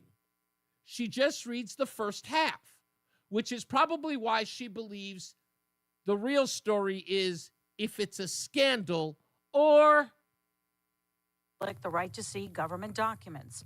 Back in December, Steinberg sent a text to Gillette saying he sent an overly formal response to her because I'm concerned about being FOIA'd. A Pura spokesperson says Pura, including Chairman Gillette, always comply with FOI, and it's not unusual nor inappropriate to have dialogue with the co-chairs of the Energy and Technology Committee. No one ever made the assumption that it was inappropriate for them to have communications. No one is making an argument about that. That's called a bait and switch. Oh, yeah, it's normal for them to have conversations in Senate, and we totally, we abide by all FOIA requests. No one is suggesting that what they did or their communication was inappropriate. It's what was said in there. Did anyone even bother to ask? Okay, fine, it isn't inappropriate. But can you explain to us why he said, can you read between the lines? Can anyone tell us what that means? Because to me, that sounds like a smoking gun. There was talk, however, that Chairman Gillette's nomination was on pause. But Governor Lamont's communication director says nothing is paused on the governor's end, and that Commissioner Gillette is still his pick, and he proudly stands by her renomination. But of course he can, because he knows no one's going to dig into it. He knows no one's going to pull the layers back from the onion. No one's ever going to question it. And they're going to make a little bit of hay out of the little email that means nothing, or text message for that matter, that means nothing, and they'll just usher her through. No one will even question it. No one will bat an eye. Because as Mark said, it's all corrupt. And you guys won't demand any answers. Nobody's going to demand any answers. No one's going to be held to account. Let's go to Matt in Bristol. How are we doing, sir? Hello, Mr. Hopkins. How are you doing? Pretty good, sir. What's up? First of all, I don't want to embarrass you, but I believe it's pronounced Bogota. I heard that from the First Lady, so I know she's absolutely right. It is a Bogota. A Bogota. Yeah. Second of all, the way the media lies to us is not an outright lie, because then they'd be liable. They lie with the absence of facts. Good and point. That's how they do it. So it's no surprise. Whenever you hear a story like this and there's a missing gap there, you know what they're doing. They're covering something up, because you say, just like you saying, well, what was the text? What was this? What was that? Yeah. And they just omit that, and it's a lie by omission, and that's how they lie. Yeah, but but the thing is, and what I find odd is that no one is trying to get to the meat of this thing. So the Hartford Courant writer does his due diligence, right? So he FOIAs the piece. He gets a story on it. It clearly, and this is what I believe is happening, and tell me if you think otherwise. So the Hartford Courant writer gets the text message through a FOIA request. He makes a big deal out of it. They make it a feature in the Hartford Courant. And then the rest of the news media plays back up to his story. Wow, this is a great story. But what do? they in some way try to make it a nonsensical nothing burger in sort of killing the story by saying, see, we covered it, nothing to see there, and then move on. Well, that's what I mean by they omit the parts that make it a story. They omit those parts and say, oh, listen, we covered it. And they give part of the facts, but not all of the facts. Maybe we should get, you know what? Now that I'm thinking about it, Joey, do you know who the writer is of this story? If I get the name? You can send to me. I'll see what I can do. Let me see if we can. Let's see if before the show breaks, if we can get the actual writer. Because if it's the case, I mean, this is a big break for him. And see if we can get. If I'm going to work, I'll work on it. We'll do it during the break. But thank you, Matt. I think you're right. I think the objective is that the news media is killing the story before it gets any legs, so that no one pays attention to it. Yeah, I think that's what's happening. I think you're spot on there. Thank you, boss man. I appreciate you. Let me go to who's my next. Oh, Adam's in West Hartford. Thanks for holding, Adam. What's going on, sir? Hey, let me hop in the car. I'm on the streets of East Hartford. I got to hop in where it's warm. Hang on. I'm on the streets of Hartford. Okay. I got to walk where it's after me and it's closed. Hey, I called about two subjects. Or actually one, but crime and then people getting away with murder and evil. And I was thinking, you were right on the money about this Russell Peeler thing. I'm not sure which Peeler brother got let out by Biden, but it's awful, isn't it? Oh, the article that Joe Schoen of U-Haul wrote about. Gosh, why am I forgetting her name now? The young woman and her 7-year-old that were murdered. Yeah, I mean the article, it sums the whole thing up. It's a great piece by Joe Schoen. Yeah, was that Karen Clark or Catherine Clark? Yes, Karen Clark, exactly. All right, then when you think about Charles Bronson was in a movie called The Evil That Men Do, and it was about how bad men can be, and women too. But don't get me wrong. But this guy that stabbed his girlfriend and a 2-year-old baby, what kind of rage do you have to stab the baby to death, or the toddler to death? What kind of axe to grind? It's bizarre, huh? It's what you bring when you bring that up. You know what I'm thinking of? Gosh, why am I forgetting her name now? Gosh, this was the woman in Texas who hunted down her kids inside the house, and she drowned all of them. Her name escapes me now for some odd reason. I know it begins with an A, but her name will come to me in a second, or somebody in the chat room will bring her up. But she was spared the death penalty. I remember that.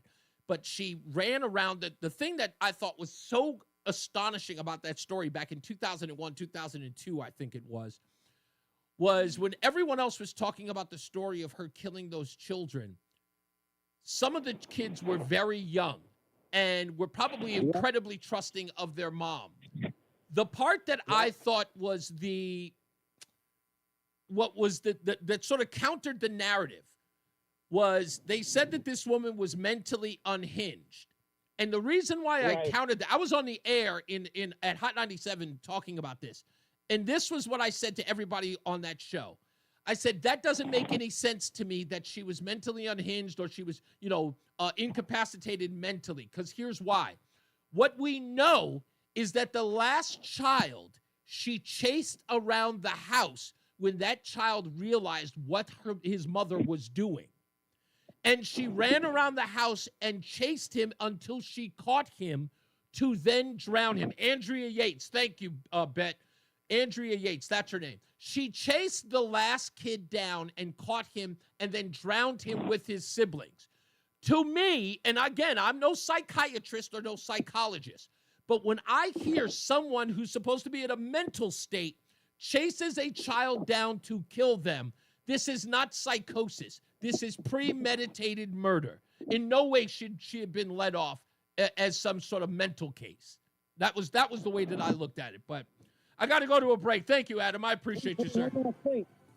I got to go to a break. Let's go to Mark Christopher in the BPS Traffic Center. I know you remember that story, Mark. That was captivating. I mean, if you were a parent. Which story now? Andrea Yates in Texas. The woman. Yeah. And, and I was just saying, I was like, did she chase down the last kid? The reason why is because the forensics showed that the kid was throwing down chairs to keep her from getting to him, but yet she still got off because she had mental issues. They said that she was some sort of psychosis. I said, that makes no sense to me. Anyway. Horrible story. Yeah. Just horrendous story. Horrible. Yeah. If you are heading into Hartford right You're clear? Southbound 91 delays 33 down to 32 A and B. Yes, Lori, they did blame the husband. Down by, between exit 20 26 Hartford Weathersfield line. After that, good ride down into Cromwell. Looks good northbound 91 Cromwell through downtown up into Windsor. Westbound 84 tied up, approaching the Bulkley Bridge out to 47 Sigourney Street. 84 eastbound slowing. 46 Sisson Avenue into the tunnel. 291 through 84 okay. 2 eastbound's a good ride Glastonbury to Marlboro. Quiet Middletown. 72 westbound in New Britain. A crash on the right lane.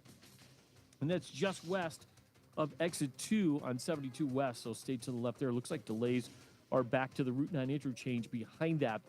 Westbound 84 a little tight by 25 in Waterbury. If you're heading northbound on the Parkway, a little slow as you approach exit 59. Southbound Parkway is a little heavy by exit 60 in Hamden. South 95 is a little slow, 46 to 43 in West Haven. Traffic and weather together on the 8s. WTIC News Talk 1080. For the rest of this afternoon, it'll turn out cloudy, windy, That's and cold. That you found the writer that fast? Gonna feel like it's down in the teens at best with the winds. Then still breezy tonight, otherwise partly cloudy and bitter cold with the low down to 12 degrees. Breezy on Wednesday, otherwise cold with sunshine giving way to clouds, the high of 29. For Wednesday night, becoming partly cloudy, bitterly cold, the low down to 4 above. Then cloudy and cold for Thursday with the high of 30. I'm meteorologist Jason Caterina in the WTIC Weather Center. And now, a WTIC news update.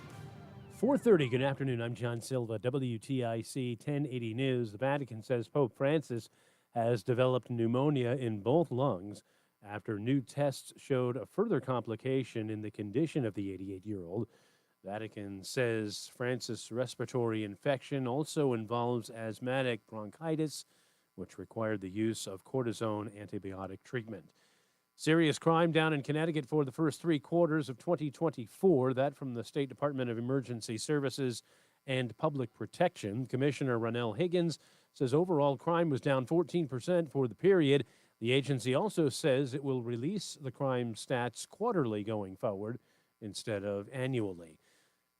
Officers in West Haven have arrested a suspect in connection with the stabbing deaths of a 19-year-old woman and his 2-year-old son. Javon Tyrese Fletcher charged. Detectives say Fletcher jumped out a second-floor apartment window after the killings on Malloy Road Saturday night. He's charged with murder with special circumstances and other offenses. Was arraigned today. Bond set at $3 million. White House says Elon Musk is not the administrator of the Department of Government Efficiency team that's been sweeping through federal agencies, but is actually a senior advisor to President Trump. Musk's exact role could be key in the fight over Doge's access to government data.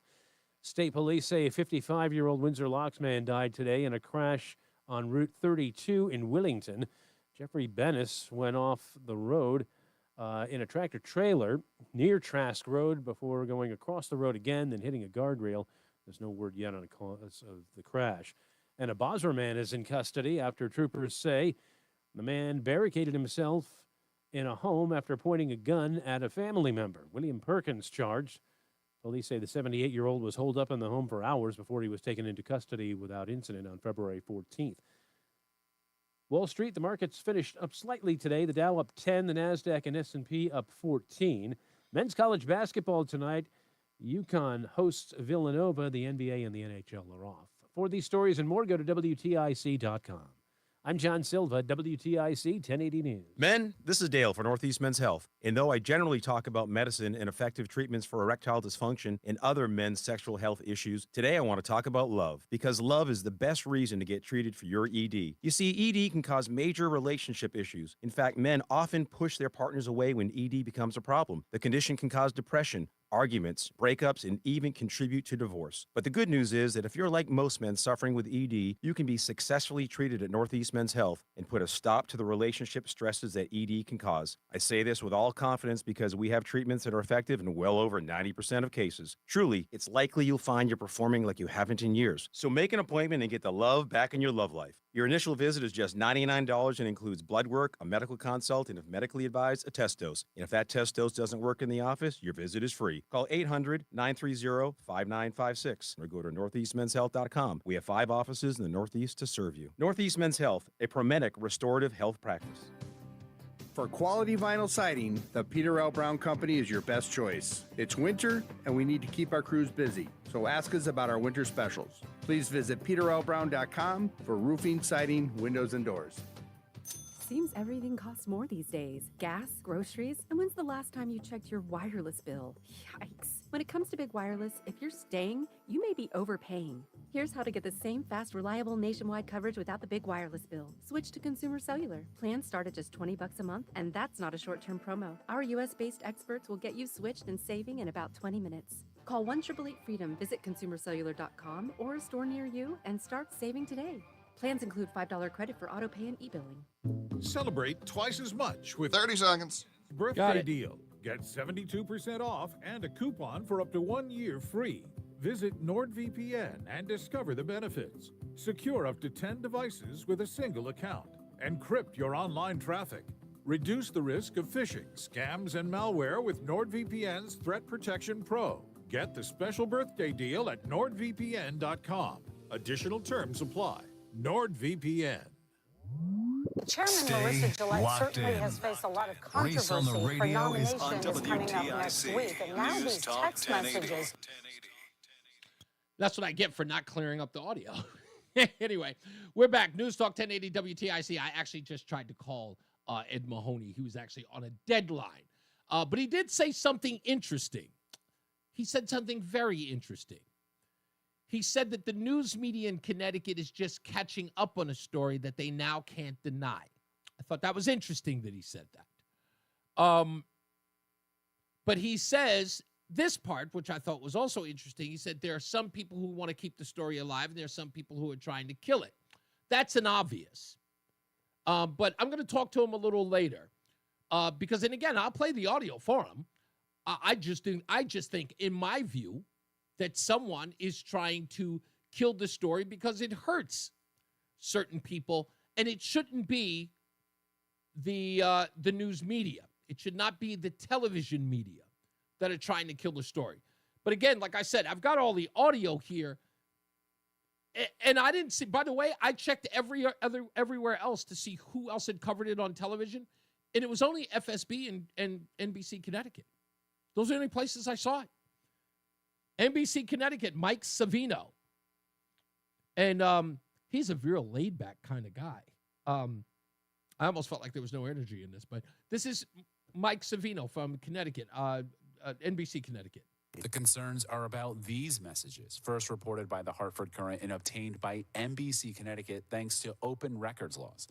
They reference a draft Gillette sent to Representative Jonathan Steinberg just days before he and Senator Norm Needleman wrote a scathing opinion piece about Eversource and Avangrid. Yeah, with no questions. Again, and both of these individuals are interviewed, but nothing about the text messages. But also, according to the story, Mahoney of the Hartford Courant actually has a story, and I thought I had it in front of me, so I apologize because I should have kept it up on my screen. The article says that because of his reporting, that now there's been more requests for more documents. And it should be. There should be a lot more requests for a whole lot of documents. Because this sounds, to me, like it runs deeper than everyone else. And how do I put this? I don't ever want to be the guy playing catch up. Never. In my career, I'm always thinking, how do I make this story bigger? Is there a bigger scandal? Is there something we're not seeing? Is there something deep in the weeds here? Let's turn over every stone. Unless, of course, people are just trying to get through the day. What's this? What am I doing? Okay. I'll go to City Hall and cover it. Can I get out early today? Is there just no fever? There's no fervor. That's the word I'm looking for. Let's get another check of your traffic with Mark Christopher in the BPS Traffic Center. Hey, Mark. All right, Reese, thank you very much. You're clear. Westbound 84 coming in Hartford. Delays just after 56 Governor Street out to 47. Sigourney 84 eastbound's tied up about a half mile before 46 Sisson Avenue down to the Bulkby. Southbound 91 running a little slow. Hartford 33 to 32. Another bump down by exit 28 on the Hartford Weather Shield line. Looks for a good 91 northbound. Cromwell up into Windsor Locks. 291 384 moving well. 2 eastbound's okay. Glastonbury to Marlboro. We do have an accident in New Britain. It's 72 westbound. Looks like it's just west of exit 2. The right and center lanes blocked there. Stay to the left. Delays are back to the Route 9 interchange behind that. Westbound 84, a little slow. Cheshire into Waterbury, 26 to 25. Again at the Mixmaster on the westbound side of 84. You're going to see a little slow traffic southbound on the Parkway in Hamden as you move down by exit 60. Southbound 95 New Haven slows 46 down to exit 44 in New Haven. Traffic and weather together on the 8th WTIC News Talk 1080. WTIC weather. Partly cloudy, breezy, and cold tonight. The low down to 12 degrees. Going to feel like it's either side of zero in the single digits with those west-northwest winds at 10 to 20 miles an hour, too. Still breezy on Wednesday. A cold day with sun giving way to clouds. The high of 29 will feel like it's in the teens at times with the strong west-northwest wind. Still a frigid night with some breaks in the clouds for Wednesday night. The low down to 4 degrees.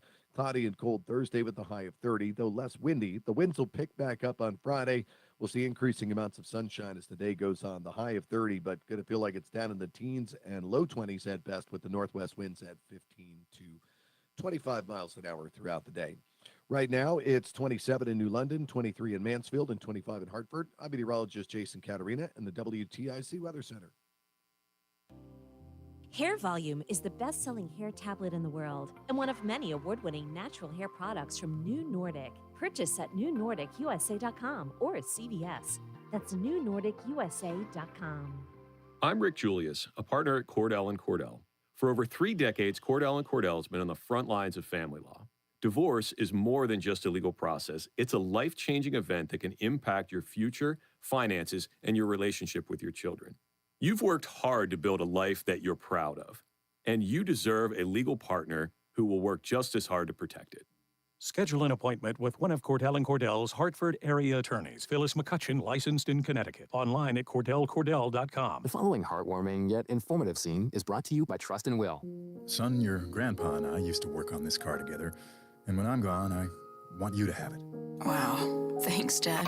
Doesn't count. What you need is a will. Luckily, Trust and Will makes it easy. Designed by attorneys, but customized by you, you can easily create a state-specific, legally valid document that actually counts. Now, let's let the engine do the talking, am I right?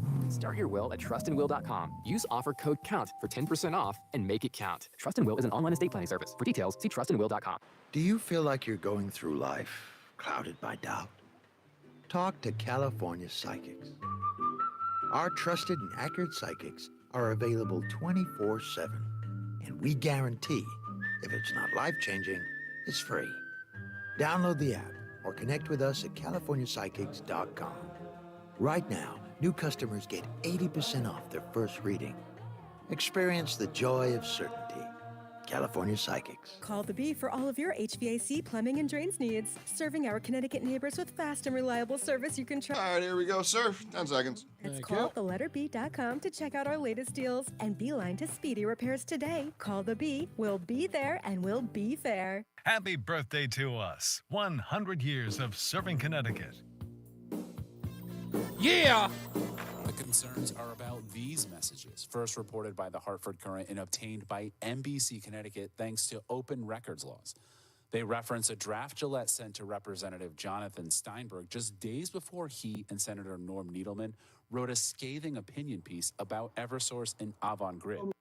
Yeah, so that's what we're talking about. I got plenty of other stuff to get into in the next hour, so don't fret. And also, don't forget, we have the last but not least caller of the day who will get a dozen bagels a month for 6 months, courtesy of Between Rounds, the bagel, bakery, and sandwich cafe, located in South Windsor, Vernon, and Manchester.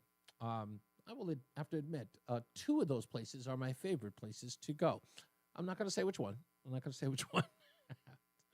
Lest someone be offended. Let's get to the phones real quick because they've been on hold for a while. Let's go to George in St. Louis, who's been here for a while. How are we doing, George? Hi, Reese. I want to give you a website before I start. It's called Real Time Operating Grid. Type that in. I know that one. You said that to me before. That's the guy. Yeah. Anyway, that's where I did my analysis of renewable energy. It's junk. You well, guys I know are that. Called, we know that already. You guys are called PJM, and I ran a 5-year study on renewable energy for both wind and solar, and it doesn't work at the time it's supposed to, meaning July and August. That's when you need power the most. That's when renewable energy fails. July and August. It's a failure. Really? It doesn't. Wait a minute. Why doesn't it fail during the winter months, like January, February, or even March for that matter? It gets ridiculously cold for no reason. Actually, it for wind, the peak months are for you guys. I'm quoting PJM. Is March and November. The rest of the year, it's in the sink. It's in the it doesn't deliver the power at the appointed time. Well, George, I apologize, but I'm really into this pure thing. I know that you're talking about the grid thing, but I'm going to get to that on another day when we get to renewables. We're way off the renewables now with the new administration. I promise you. But let me get to some other guys because I got so much other news I need to get to. Let's go to Mike, who's in Plainville. How we doing, Mike? The reason why I stay away from local news is because of the ignorance and the stupidity. What goes on at 210 Capitol Avenue? You have these protesters yesterday. These people don't work. They remind me, okay, of a dog in a Westminster dog show. Okay, they're told to heel, they heel. They're told to lay down, they lay down. They're told to run, they run. Yeah, you know what? Here's BS. You know what I told Mike? These people, they believe every single thing they hear on the news. No, Mike. Listen. Don't get that. That stuff is a mirage. And Tim and Hamden got very upset at me in the chat room when I said this. When I called them paid actors. Now I know that if he's listening, he's going to get ticked off again. But let me make this abundantly clear. What you're seeing on television is an illusion. This is not grassroots. There is nothing authentic about it. It is not real. These are all paid actors. Here's why, and it's an important thing to note, okay? 90, and I do not stutter, 90% of the American people support getting rid of the pork and waste in Washington. 90%. Any normal person would say, it doesn't matter whether or not it's $1 million or $1 billion. If it's going to cross-dressers in Mogadishu, it's a non-starter. So don't believe these people are giving you the illusion. You are asking yourself, I'll put it to you this way, Mike. You are asking yourself, how can people be standing in Hartford in the cold actually advocating for more of their tax dollars to be wasted? Even if they're paid actors, they are stupid for being out there in the cold. I mean, what are they paying these people? Oh, they don't care. Listen, remember what they care about. They care about the immediate satisfaction of greed, right? They get paid. They get paid to stand up for anything. Hey, you want to get paid to be opposed to Donald Trump and Elon Musk? Who wouldn't take that opportunity? Who wants to make some extra cash and they got nothing to do? They're just as bad as the sludge we got in the state capitol. Agreed. That's what I'm saying. Yeah, I'm one of the 90%. I want to get rid of the waste. We'll never get rid of it. No normal person is going to advocate for sex change operations in Guatemala. No one would stand for $22 billion assuring illegals to come into the country to not just get homes, but to get cars and to get seed money for startup businesses. Are you kidding me? There are people, I'm going to say, you could be the most racist, bigoted white person in Connecticut. If you had a choice of giving that seed money to an illegal or somebody in Bridgeport, what do you think that a Klansman would vote for? You better give that money to them damn black people in Bridgeport. That's exactly what they would say. You made some excellent points. Would you be able to send me over to Joey real quick? All right, you got it. I'll put you on hold. It's absolutely insane. And you're going to ask somebody billions of dollars going to seed money for a house, for a car? You got to be that's insane. Armand is in Avon. Hello, Armand. I love that name. He's a really, really good. He's got a presence about him that I really, really like. Armand, you have no idea. You have a savoir-faire, my friend. You're too kind, Reese. You're too kind. So thanks for taking my call. Way back, I turned you on to the Green Bank, and I'm going to give you something, and the other guys that listen to you, guys and girls, to chase. Do you understand how utilities make money and what makes up a regulatory compact? Break it down for me. It's a regulatory compact is the agreement that they put in place between the state and utility as it relates to how much money they make. Right. Now, this is the key part of it. Okay, how it's calculated. And listen close. The rate base is the value of the company's assets minus accumulated depreciation, and that becomes the return on equity. Now, that sounds like a lot of noise, but what that means, the way it's structured, utilities essentially are incentivized to make unnecessary investments in order to increase their rate base and profits. Okay, so it's not based on. Okay, so based on that, Armand, if I'm understanding you correctly, and you see, you're explaining it as simple as you possibly can. So I want you to tell me if I'm understanding it as simply as you're putting it. How much of the rate is based on actual usage per home, or does that play any factor?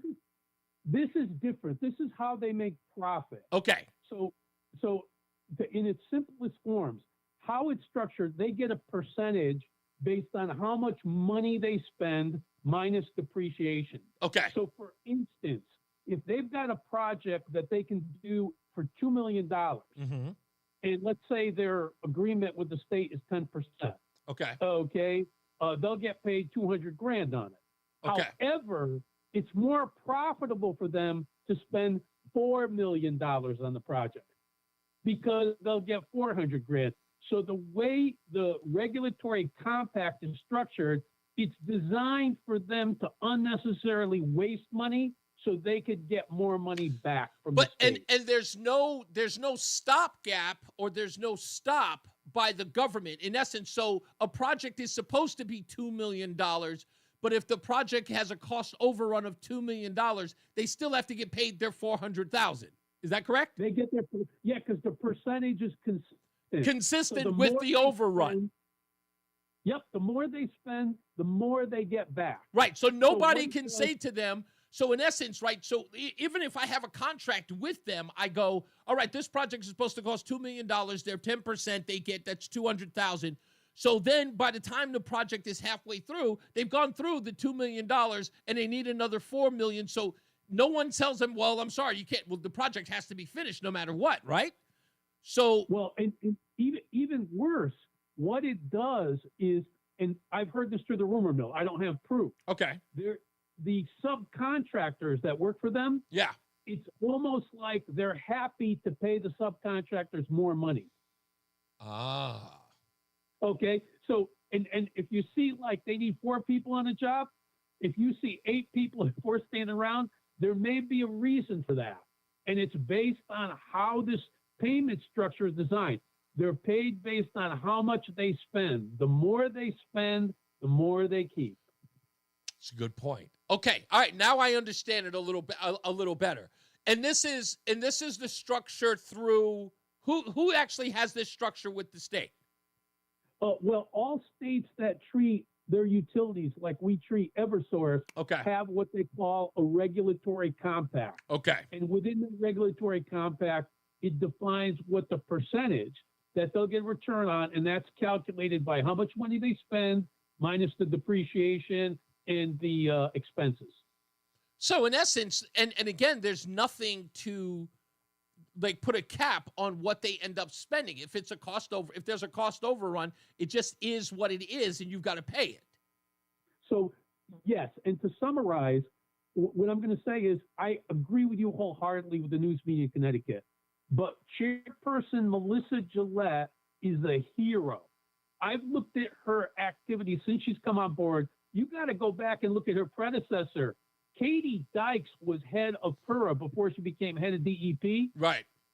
Katie Dykes and Malloy, if you look at the trend of the cost of utility prices used to be realistic before Malloy and Katie Dykes showed up. The curve is astronomical. So you're saying that Gillette is a better chairperson for PURA than Dykes was, but it still begs the question, why the sneaking around with Steinberg? Well, I don't know, but I know that Eversource and Avangard want her out because she's an inhibitor to them. And anybody that's an inhibitor to those two companies, we should be supporting and cheering for. Okay. You know what, Armand, I'm going to take your word for it. You haven't steered me wrong so far. So you got lasting credibility with me, my friend. So, all right. No, thank you very much. I appreciate it. I still thank you. I still want to understand the Steinberg thing, but I get your point. We'll investigate it. Maybe she'll come on. We'll talk to her. Let's go to Fred in Middletown before we get out of here. How we doing, Fred? Hey, good. About protesters, according to Jesse Kelly, they're absolutely paid and well paid. It's like a whole, industry. Indeed. Yeah. And most of them, aren't particularly true believers. They have their rationale. Mm-hmm. Almost none of the people at the top are true believers. Do you remember Do you remember when we got all of the secret emails and information? It was a crazy WikiLeaks type of thing. But when Occupy Wall Street happened in 2011, the summer of 2011, when we actually got the internal emails from all of the organizations that were involved in Occupy Wall Street, we found out that I don't particularly recall this. Okay, no. so inside MSNBC and other media outlets, from everybody from the Ford Foundation, from Bill Gates to Michael Moore, we found out internally that people in the news media were actually funneling money into the coffers of these groups to keep them afloat because they couldn't get any money from regular donations. So corporate entities started filling their coffers so that they could continue inside Zuccotti Park. It was also revealed that, again, it was used another time inside the Facebook internals. It turns out that Black Lives Matter was not grassroots. Facebook had internal emails that got revealed that the people inside Facebook told to make Black Lives Matter have a bigger presence on Facebook in everybody's feed to give the impression they had more support than they really did, because poll numbers said 67% of African Americans didn't support them.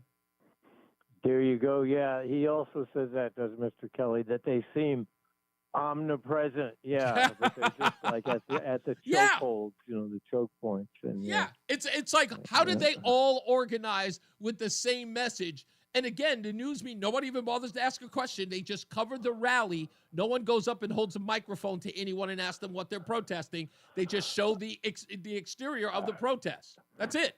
Remember the similar tents when there was the October 8th pro-Palestine, and everyone had the same tent. Yeah. Indeed. All right. Thank you, sir. That's, again, it's a usual rouge that's done, and the people ask why the media is not trusted. It's just like, I would give you guys an ounce of credibility if it just went out there and asked one question. It's an important question, and it's right there, right in front of your face. The text message is right there. I hope you can read between the lines. What does it mean? Why did you write that? If there isn't anything secretive, why did you write it? If it's not a big deal, explain yourself. And again, not asking gives him an opportunity to not answer. Right? You don't even present it as a question. Everyone gets to write it off. Oh, it's a distraction. No, it isn't. What did you mean? Someone's got to ask. We'll see. Let's get another check of the traffic with Mark Christopher in the BPS Traffic Center. Hey, Mark. Hey, Reese. Thank you. You're clear. Good afternoon to you. Good afternoon, everyone. If you're heading in toward the Hartford area right now, You're going to see delays on the southbound side of I-91 from exit 33 Jennings Road down to 32 A and B. A little slow again down by exit 27 and 28 on the Hartford Weathersfield line. After that, a good ride as you head down in toward Cromwell. If you're traveling northbound 91, that looks good. Cromwell through downtown up into Windsor. Westbound 84 tied up, approaching the Bulkley Bridge in East Hartford up to 45 Flatbush Avenue. Eastbound 84 slowing from 44 Prospect Oakwood down to the Bulkley. 291 through 84 doing okay. 2 westbounds tight, exit 4 up to the 84 West merge in East Hartford. Good ride through Middletown 90 in the Aragoni Bridge. Look out for an accident. 84 eastbound in Southbury by exit 32 Queen Street. Got delays back to 31 behind that. Westbound 84 slowing in Cheshire 26 up to exit 25 again at the Mixmaster. If you are traveling northbound 91, look out for an accident up by exit 10 in North Haven. Delays are back to exit 8 behind that. Also some slow traffic now as you move down between exits 61 and 60. An accident reported there on the Parkway. 95 southbound New Haven slowing 46 down to 43 in West Haven. Traffic and weather together on the 8 WTIC News Talk 1080. WTIC weather. For the rest of this afternoon, it'll turn out cloudy, windy, and cold. That high 25 going to feel like it's down in the teens at best with the winds. Then still breezy tonight, otherwise partly cloudy and bitter cold with a low down to 12 degrees. Breezy on Wednesday, otherwise cold with sunshine giving way to clouds, the high of 29. For Wednesday night, becoming partly cloudy, bitterly cold, the low down to 4 above. Then cloudy and cold for Thursday with the high of 30. I'm meteorologist Jason Caterina in the WTIC Weather Center. WTIC is celebrating 100 years on the air and 100 years of serving Connecticut. This is WTIC and WTIC FM HD2 Hartford, an Odyssey station. 5 o'clock, Hartford temperature 24 degrees. Good afternoon, I'm John Silva, WTIC 1080 News. Without inviting Ukraine to the talks in Saudi Arabia, the U.S. under President Trump has agreed to work with Russia on ending its war with Ukraine. National security professor Matthew Schmidt at the University of New Haven says in the Ukraine, there's concern but not surprise. That's the problem with what's going on in Saudi Arabia. Treating Russia like it wasn't the country that started the war, like it hasn't committed systematic war crimes, is just hiding your head in the sand about the reality of your partner across the table.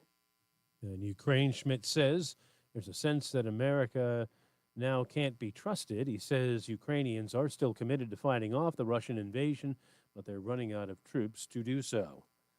State police say they're going to be getting out the crime statistics to police departments and the public faster and more often, as we hear from WTIC's Dave Mager. We are no longer going to release old data. Public Safety Commissioner Ron L. Higgins says state police will now be releasing crime stats quarterly as opposed to annually. What we're doing isn't new, but the way that we're doing it is different, and we're hoping that the way that we're doing it will help aid in the support of crime reduction in the state. And the first release under the new policy shows a drop in major crime, down 14% for the first 3 quarters of 2024 compared to the same span in 2023. Murder down 42% over that stretch. Auto theft down 20%. Dave Maker, WTIC 1080 News. Governor Lamont proposing the property tax credit in Connecticut be increased to $350. Says the change would benefit about 800,000 filers, resulting in $85 million in tax relief. The vast majority of those benefiting would be earning less than $100,000 a year. Made the announcement at a news conference earlier today. Today was the deadline for Israel to withdraw from Lebanon, analyst Will Todman. They have withdrawn from populated areas in the south of the country, but they have not withdrawn from these 5 strategic positions along the border. Israeli officials say that Israeli troops need an ongoing presence there to ensure that Hezbollah abides by the terms of the ceasefire. Hamas said today it will release 6 living Israeli hostages from Gaza on Saturday, and the bodies of 4 others on Thursday. All but 2 of the 21 passengers aboard that plane that flipped in Toronto at Pearson Airport Monday are out of the hospital. Here's CBS's Allison Keyes. I thank each and every one of these heroes. That's Toronto Airport CEO Deborah Flint calling the crew of the Delta flight heroes for braving smoke and fire and evacuating a jet that had overturned on the runway on landing. Flint says the airport dealt with extreme snowstorms as recently as Sunday as more than 20 inches fell. She says investigators are on site.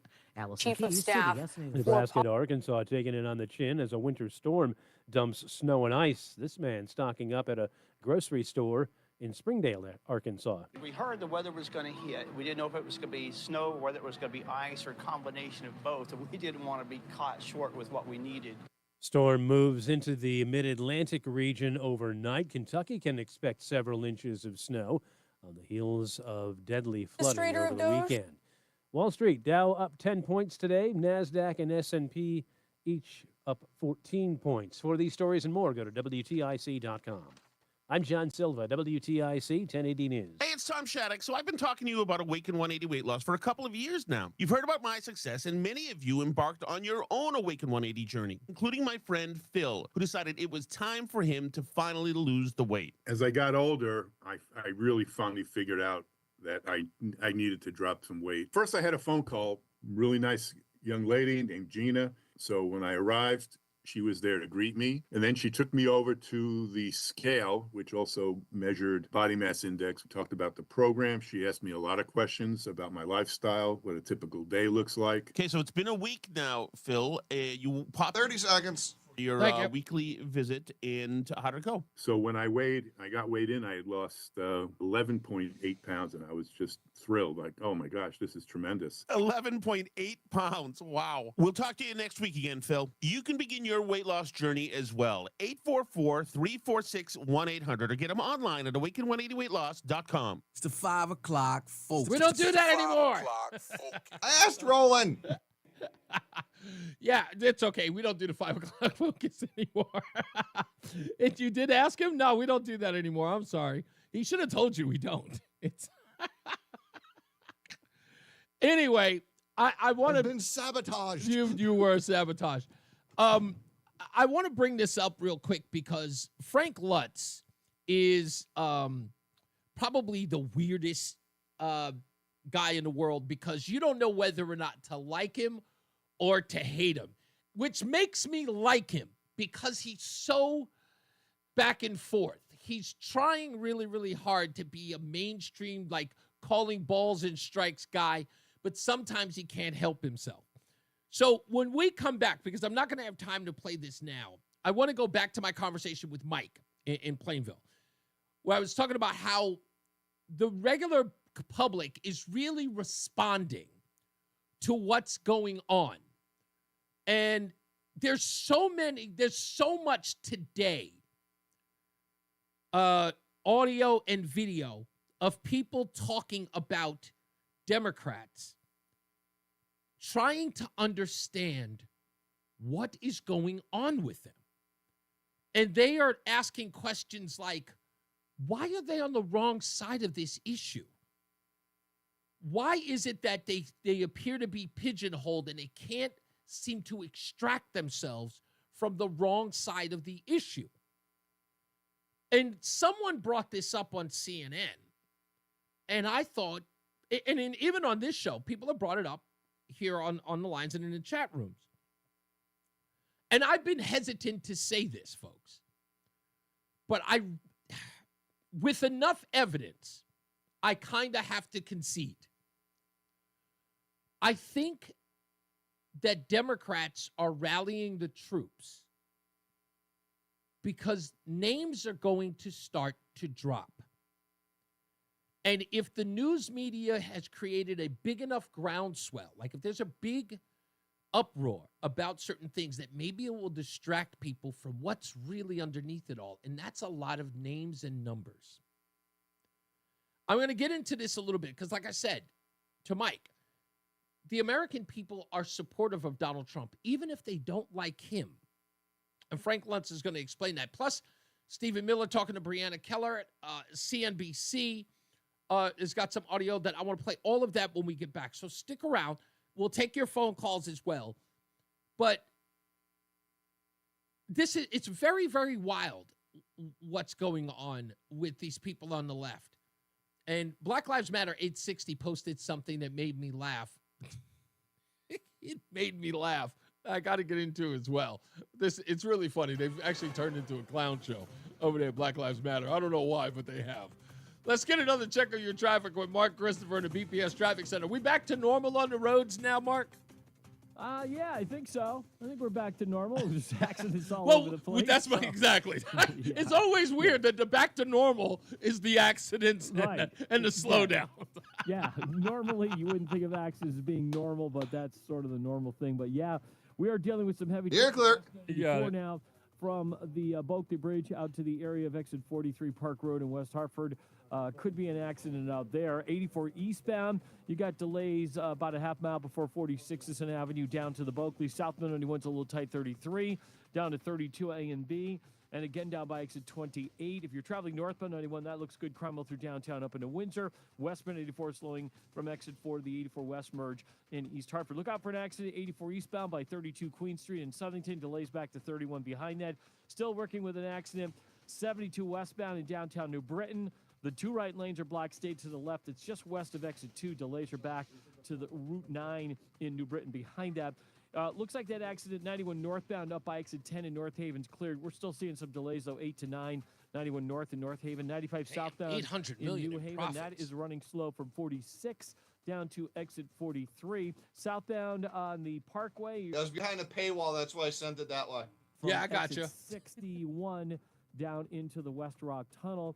If you're heading toward Waterbury, 84 westbound, a little tight by 25. And again, 84 westbound slowing 22 up to the Mixmaster in Waterbury. Mark the Shark from 96, Mark Christopher, traffic and weather together on the 8's WTIC News Talk 1080. WTIC weather. Partly cloudy, breezy, and quite cold tonight. The low down to 12 degrees. Then still breezy Wednesday. Sunshine giving way to clouds. The high 29 is going to feel like it's down in the teens much of the day with the west-northwest winds at 10 to 20 miles an hour. Some breaks in the clouds Wednesday night. A frigid night, though, with the low down to 4 degrees. Cloudy and cold Thursday with the high of 30. Decreasing clouds Friday, the high back to 30, but it's going to feel a lot colder as it's going to be windy with the northwest winds cranking up to 15 to 25 miles an hour. Right now, it's 25 in Danbury, 27 in New Haven. It's 25 in Hartford. I'm meteorologist Jason Caterina in the WTIC Weather Center. We promise fast, friendly, reliable service. Visit us at calljoetheplumber.com. Your legend begins aboard the Disney Destiny, and we have your chance to win a trip for 4 to set sail on the all-new ship from Disney Cruise Line sailing November 2025. Embrace the tales of your favorite Disney, Pixar, and Marvel heroes and villains as you write your own incredible vacation story. Winning is easy. Just download the free Odyssey app. Log in and listen to this station or any participating station. Listen each day for a minimum of 1 hour for your daily entry in this national contest. Your legend begins where the magic meets the sea on the Disney Destiny. On WTIC News Talk 1080. Wesley Financial Group is not a law firm. Hi, I'm Chuck McDowell, the timeshare cancellation guy and founder of Wesley Financial Group. And I want to set the record straight. I am not an attorney. I've never wanted to be an attorney. And the truth is, I really don't even like attorneys. If I sound like an attorney or if I look like an attorney, I'll apologize. But what I've learned in my... I think he makes it so clear that California psychics could see he's not an attorney. Yeah, exactly. Need to be an attorney. I to get hate folks out of the attorneys. My timeshare. entire At life, I was Wesley, beaten we've with helped over attorneys by my 40,000 mother. families. I'm sure. Without me being an attorney. And I want to share with you how we do it. Just give my office a call, and you will not talk to an attorney. And I guarantee if we take you as a client, we'll get you out of your timeshare, or you'll pay nothing. Call now for your free information kit. 800-714-9090. 800-714-9090. 800-714-9090. We all hear the radio ads about the He IRS. also They ensures tell you that to he'll never be afraid, to called for scared, jury and duty they try either. To frighten you into... With Advocates is different. TRA is here to tell you that if you owe money to the IRS, whether it's $5,000, $50,000, or $500,000, we have a solution. It doesn't matter if you're sitting in your car, at work, or with your kids. No matter where you are, call now. 800-575-6481. Don't lose hope. TRA can eliminate or reduce what you owe to the IRS. Generous programs are now available that can give you a fresh start. Our passion is taxes and helping individuals fix their IRS problems. We have over 1,000 five-star reviews on Google and an A+ with the Better Business Bureau. You don't need to be afraid of the IRS any longer. End your tax nightmare today by visiting us online at TRA.com or call 800-575-6481. That's 800-575-6481. Tax Relief Advocates. Real solutions for real people. Does your child need a dentist? Make their first impression a great one at Columbia Dental. In our Manchester and Rocky Hill offices, we specialize in pediatric dentistry, creating a positive and stress-free experience for your little one. Visit ColumbiaDental.com today. The self-proclaimed love child of Rush Limbaugh. They're running a strange program, y'all. Reese on the radio on News Talk 1080 WTIC. It's not that strange of a deal. I am the self-proclaimed love child of Rush Limbaugh. Yeah, Japonte, I think that's how you say his name. Yes, the mic is always hot during the commercial breaks. It's so that you're not sitting there bored waiting, during the commercial. So we always keep it hot on there. Lori in Glastonbury, I'll get to in a second. Stand by, Lori, I promise. I will get to you soon. But I want to play this audio real quick. Frank Lutz, he wrote a good book, by the way. If you're interested in a good book, I think it might be available on audiobook. I'm not sure. But if you're interested in getting a book on your Kindle, which is a good sort of Freakonomics-like book, Frank Lutz wrote a book called, and I'm paraphrasing here, but I'm almost certain this is the title, What Americans Really Want Really, something like that. But Frank Lutz wrote the book. It was the first time I'd ever heard of him. And someone got me the book, and I read it, and I loved it. And in essence, it talks statistically about the things that Americans buy or very interested in. One of the chapters talks about how the Ford F-150 is the hottest selling SUV or pickup truck. The Toyota Camry, I think, or the Toyota Corolla is the hottest selling mid-size sedan. So it's stuff like that, talking about how Americans buy, what they purchase, and what they're interested in based upon focus groups. So Frank Lutz, that's his thing, talking to, Americans across the country, asking them questions about politics. And he's on CNN and MSNBC and news and all these places. And this is what he said recently. What I found odd was that no one at CNN ever believes it. Because, of course, they live in a bubble. Americans are quite satisfied with the current administration and what they're doing with Doge. We wanted to have you on because you do a lot of focus groups. You really get behind the numbers, the poll numbers, to the sentiments of voters. And it's so interesting. You've been speaking with a number of voters who were Hillary Clinton 2016, Joe Biden 2020, and then went for Trump in 2024. That is an interesting swing. So people who didn't vote for Trump 2 times, and then after the debacle of 2020 and that presidency, they swung from Hillary to Joe to Trump in the opposite direction. So those are the people in the polling data that Frank Luntz spoke to. How are these folks seeing the early days of Trump's second term? Pretty well. Really? And they're reacting to it because they love the pace of change. They were very fed up over the last 4 years. They wanted action. They wanted results. They looked at prices. They looked at affordability, looked at immigration, and they didn't see anything happening. They still don't like what he says, but they like what he does. And these are Democrats now who felt that they were not securing the border. They were doing nothing to prevent illegal immigration, that nothing was actually happening. They wanted to see a reduction in wasteful Washington spending, and they're seeing that. So what they tell me is, I wish he would be a little bit less rude. But at the same time, they like what he's doing. They believe he's serious about it. And for the first time, they have confidence in the future, which is why you now see some significant shifts in the polling about the expectations for the direction in the coming years. Can I tell you what a part of this is? You know what? Some Democrats and some liberals are going to get mad at me at what I'm about to say. But I understand it. And I finally got it in listening to this piece. It literally, like, all of a sudden, bing, it just popped into my head. I realized it. I thought it was about this whole thing about a president I could have a beer with George W. Bush. That's not it. That's not it. There's something erotic going on here. They don't like the things that Donald Trump says. They think he's rude. What Democrats want in their leaders are nice, soft, I could date that guy. Even the guys. He seems like somebody who would go to the mall with me. It's very romanticized, their president. Like Barack Obama, the articulate, unoffensive black guy. That's all that was. He seems like a black guy I'd bring home to my mom. Bill Clinton, too. He seems awfully nice. Obama.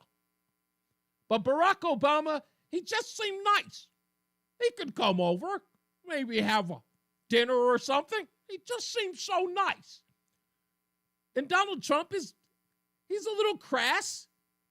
He's an in-your-face, kind of smash-mouth kind of guy. He talks smack. He's from Queens. We're not doing, and that's the one thing, as a Queens guy, let me tell you something. When you're from Queens, you get ridiculed by the Bronx. You get ridiculed by Brooklyn. You get ridiculed by even Staten Island. You get ridiculed when you're from Queens. Why? Because, of course, your borough is called Queens. You get ridiculed because by Manhattan, money-making Manhattan, Harlem, those places are considered tough. You can't be a tough guy from a town called Queens. So because we're from Queens, we do things over the top. We've got to sort of express ourselves in a harsher way because people will think you're soft when you're from Queens. Oh, where are you from? Queens? It's like, yeah, I'm from Queens. And what? We have to be tough guys because we don't want anybody to, punk us on the schoolyard. You're from Brooklyn, that's always tough.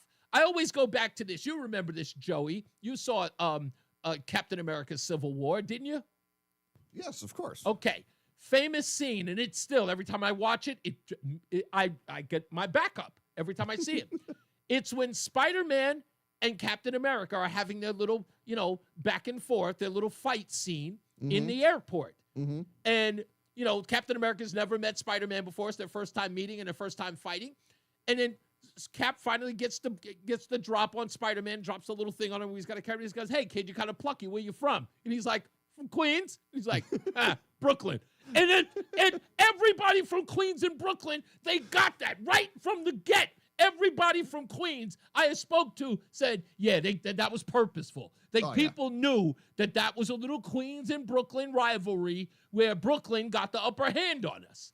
And even in the hip-hop thing, you guys have Biggie Smalls, we have Run DMC and LL Cool J. It's always a comparison. Oh, we have Jay-Z and Biggie. Well, we've got Run DMC and LL Cool J. And Nas. It's that back and forth. We got Nas. Yeah, so it's always this little thing.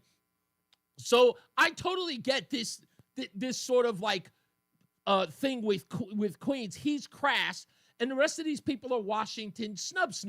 They're like, and we're going to have some steak tartare down at the grotto. Where this guy, Donald Trump is kind of a guy who eats a hot dog at Yankee Stadium. That make any sense? That's what I'm trying to say here. You're Anyway, getting him from the Sabra cart guy. yeah, exactly. Exactly. Like, I know he probably doesn't eat a lot of hot dogs, but look at Donald Trump. Remember how the Washington elite acted when he brought McDonald's to the White House. Like, that was beyond the pale. You want to talk about being a other? You brought McDonald's. He might as well have brought Burger King. It was like, what? No one brings McDonald's to the White House. We have catering for that. He had fries and burgers. The people were thrown. But let me ask you this, Joey. When he put McDonald's in that White House event for, I guess it was one of the, I can't remember which team it was, but I know it was it was Clemson. Mm-hmm. Was it Clemson? I think he did it for UConn too. Yeah, but I know he did it for Trevor Lawrence's college. Yeah. That's Clemson, right? Not Clemson. The Bearcats. I don't know college. It was the one with the claws, the Bearcats. Cincinnati? Yeah, Cincinnati, I think it was. Yeah. So he brings them there, and he's got this big, it's got all the silverware there, but it's Big Macs all over the place. And the news media was like, the president of the United States serving Big Macs in the White House. And it's like, these kids from college wanted a meal that appeals to them. Nobody wants to use a salad fork at the White House when you come in for, like, these kids will eat you out of house and home. Like, he could have done a whole event feeding those kids hot dogs and Sunny D. They wouldn't have cared. Nah. Some dino nuggies and they'd Yeah, be good. exactly. But he did that, and then immediately, that's the whole thing about Washington. It's so crazy. Anyway, I'll get into a little bit more of this. Let me go to the phones. Lori's in Glastonbury. How you doing, Lori? How in the world do I follow that discussion? You can try. I can go anywhere. I promise.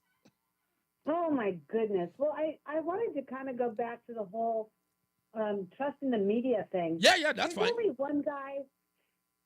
There's only one guy that I trust right now on local media, and that's Bob Maxon, the weather guy. And just because there's something about him that I like, but he's really the only. I like Mark Dixon too, but those are the only guys that I trust, and they're the weather guys. Really? So really just the weather guys? You can't even trust what about traffic? I mean, listen. No, I'm not dissing Mark Christopher at all, but but here's the thing.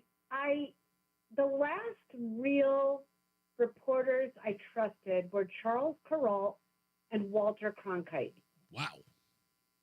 I mean, really honestly, because that's, things started to come out about Brian Williams and Dan Rather, and it's just like, okay, well, okay, people are human, but then you start seeing all the slant and all of the nonsense, and even, with it's just, So when I was a reporter, then when you walk into a newsroom, the natural bent is for everybody to be a Democrat. That's pretty much, and this was back in the early 90s. Right. I walked into the newsroom and everybody was a Democrat. It was just the natural bent of things. And even my editor was slanted. He'd be like, well, we always have to report fairly, but he was clearly slanted towards the Democrat Party.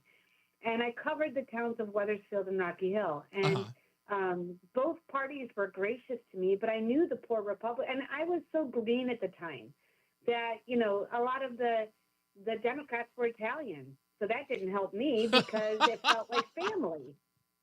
You know what I mean? Well, let me ask you this, the Lori. Republicans were a bunch of English, and Scottish and Irish. Like, I didn't understand that. I understood the Sicilians that were the Democratic Party. I'm like, oh, yeah, you people I know. So you trusted them? I was green and stupid. No, that's fine. Listen, when you're in a business and you find out as you get more cynical and older. Let me ask you this: if this ever happened to you. In fact, I'm gonna ask a writer friend of mine. He writes fiction. He used to work at CNN. He was a producer for Rick Sanchez over on CNN. Did anyone in the newsroom or the editor's room ever tell you what the slant must be or to make anyone look politically better? Were you ever told anything? No. Never. So you're reporting. No, not at that time. Not at that time. The reason I got out of it was because I walked into the newsroom one time and it was the first gang murder in Rocky Hill. Oh wow! They had dumped they had done it execution style in Rocky Hill, had dumped the body and left the body there, and I walk into the newsroom and my editor says, "Was there any good blood at the scene?" And at that moment, I was like, "Yeah, I could cover the politics and the human interest stories, but this crap, no, I'm not down for it." So wait, hold on. You said, was there any good blood at the scene? Is that what you said? Yeah. Yeah. What does that euphemism mean? It's kind of like gallows humor. So, like, was there any good? It's a crime scene, but you see any good? Like, was there blood, gore, and guts? Was it was it that kind of a thing? Okay, so very, very, if it bleeds, it leads sort of response. Yes. Yeah. Yeah, I've had that in the newsroom before. That's an interesting take. I've had that before. Only one time someone wanted to make a story about, and I can put it, I can break it down real quick. The story was about Mark McGuire and Jose Canseco and the steroids. Oh, So remember that? It was about that. Oh, wow. And the host of the show wanted to focus on Jose Canseco when the story was Mark McGuire's refusal to answer if he had done steroids. And I had to push that story because they wanted to focus on Jose Canseco. The angle was, let's smear Jose Canseco instead of paying attention to the fact that Mark McGuire was pretty much admitting that he did use steroids by saying, I don't want to answer about the past. And I had to fight for that story. So, wow. I totally get it. Thank you, Lori. I appreciate your insight as always. Let's get another check of our traffic with Mark Christopher in the BPS Traffic Center. Hey, Mark. That Laura, she has good instincts. She does. She really does. She doesn't trust me. So that tells me she has She didn't really say, good she instincts. said nothing against you. She said She doesn't nothing trust me. against you. She didn't actually say she doesn't trust. She only trusts Bob Maxon and Mark Dixon. Big question is the head dead yet? Yeah, exactly. Yeah, Mark Dixon and Bob Maxon. Well, she has a good sense anyway, so not trusting me. Hey, You're clear. Right now, I can tell you there's an accident. You can trust me on this one. There's an accident westbound 84 at 43 Park Road. The right and center lanes are blocked. Delays are back.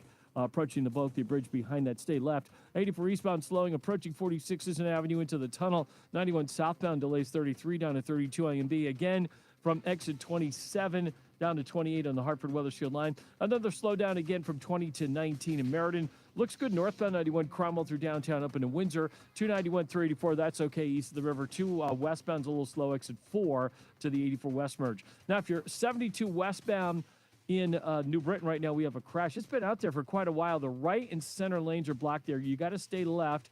And it looks like delays are back to the Route 9 interchange behind that. Also a crash, 84 eastbound in Southington and exit 32 Queen Street. Delays are approaching 31 behind that. A little rubbernecking on the westbound side of 84 between exit 33 and 32. Westbound 84 in Waterbury slowing by exit 25 again as you approach the Mixmaster. Southbound 91 New Haven slowing from exit 4 in toward the 95 interchange. 95 southbound delays 46 to 43 in West Haven. Southbound Parkway a little slow by 63 in North Haven. Again from 60 into the West Rock. And again some slow traffic on the southbound side of the Parkway as you move down by exit 58 in Orange. Traffic and weather together on the 8th WTIC News Talk 1080.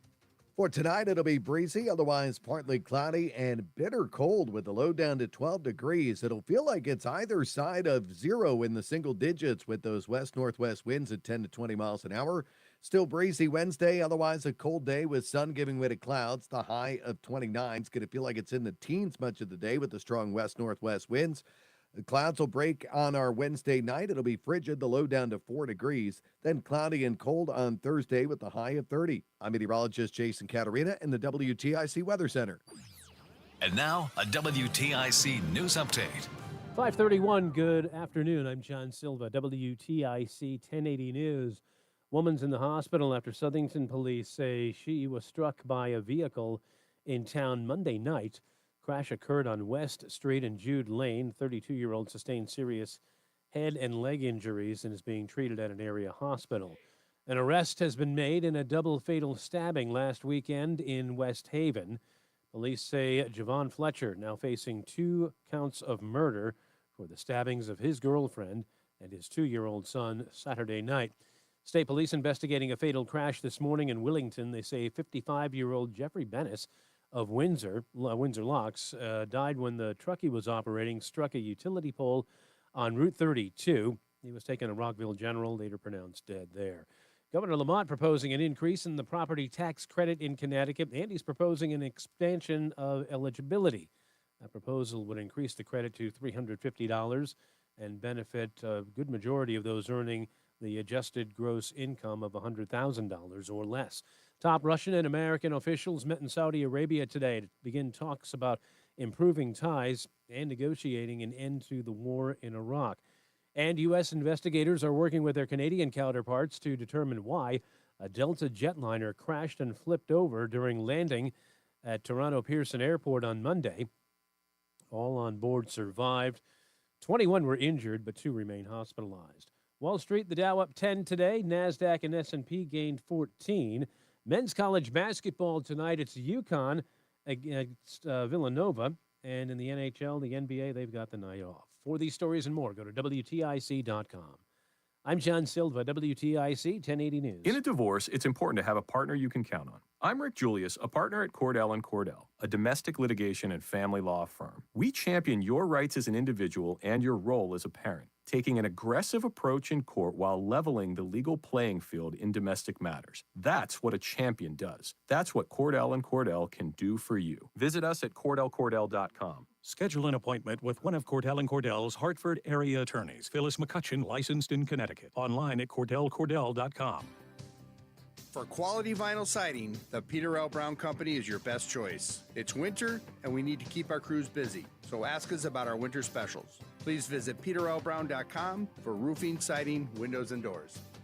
At Odyssey, we believe in creating a diverse and inclusive workforce. We also value the power of community and encourage local organizations to help us in referring qualified applicants to our stations. If you're a community organization interested in receiving our vacancy information, simply email equalemployment@odyssey.com. You'll be notified of all our open positions. That's equalemployment@odyssey.com. And for all our listeners, please visit odysseyinc.com/careers for a list of job openings at all Odyssey radio stations. Attention, have you racked up $10,000 1 minute more in credit card debt? Are you barely getting by making minimum payments? With credit card debt reaching all-time highs, National Debt Relief is notifying consumers about significant debt relief options currently being made available to help those with overwhelming credit card debt. These options may reduce a large portion of credit card debt for those who qualify. You don't need to declare bankruptcy or take out a consolidation loan, and you may only have to pay back a fraction of what you owe, even if you have bad credit. National just left credit card debt for more than 550,000 consumers. So don't wait. If you owe $10, $20, or even $100,000 in credit card debt, you can now take advantage of this financial debt relief as the cost of living continues to skyrocket. To check what debt reduction you may qualify for, call 800-207-4545. That's 800-207-4545. Once again, that's 800. There we go. 4545. Stay locked in.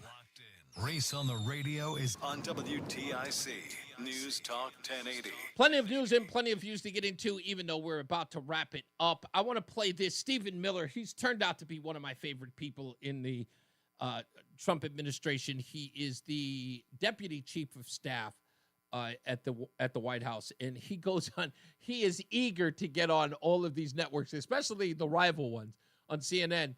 Here again, Breonna Keller trying to get into it with him, and I don't know why they try. Chief of Staff for Policy. Stephen, thank you so much for taking time for us. So who is in charge of DOJ?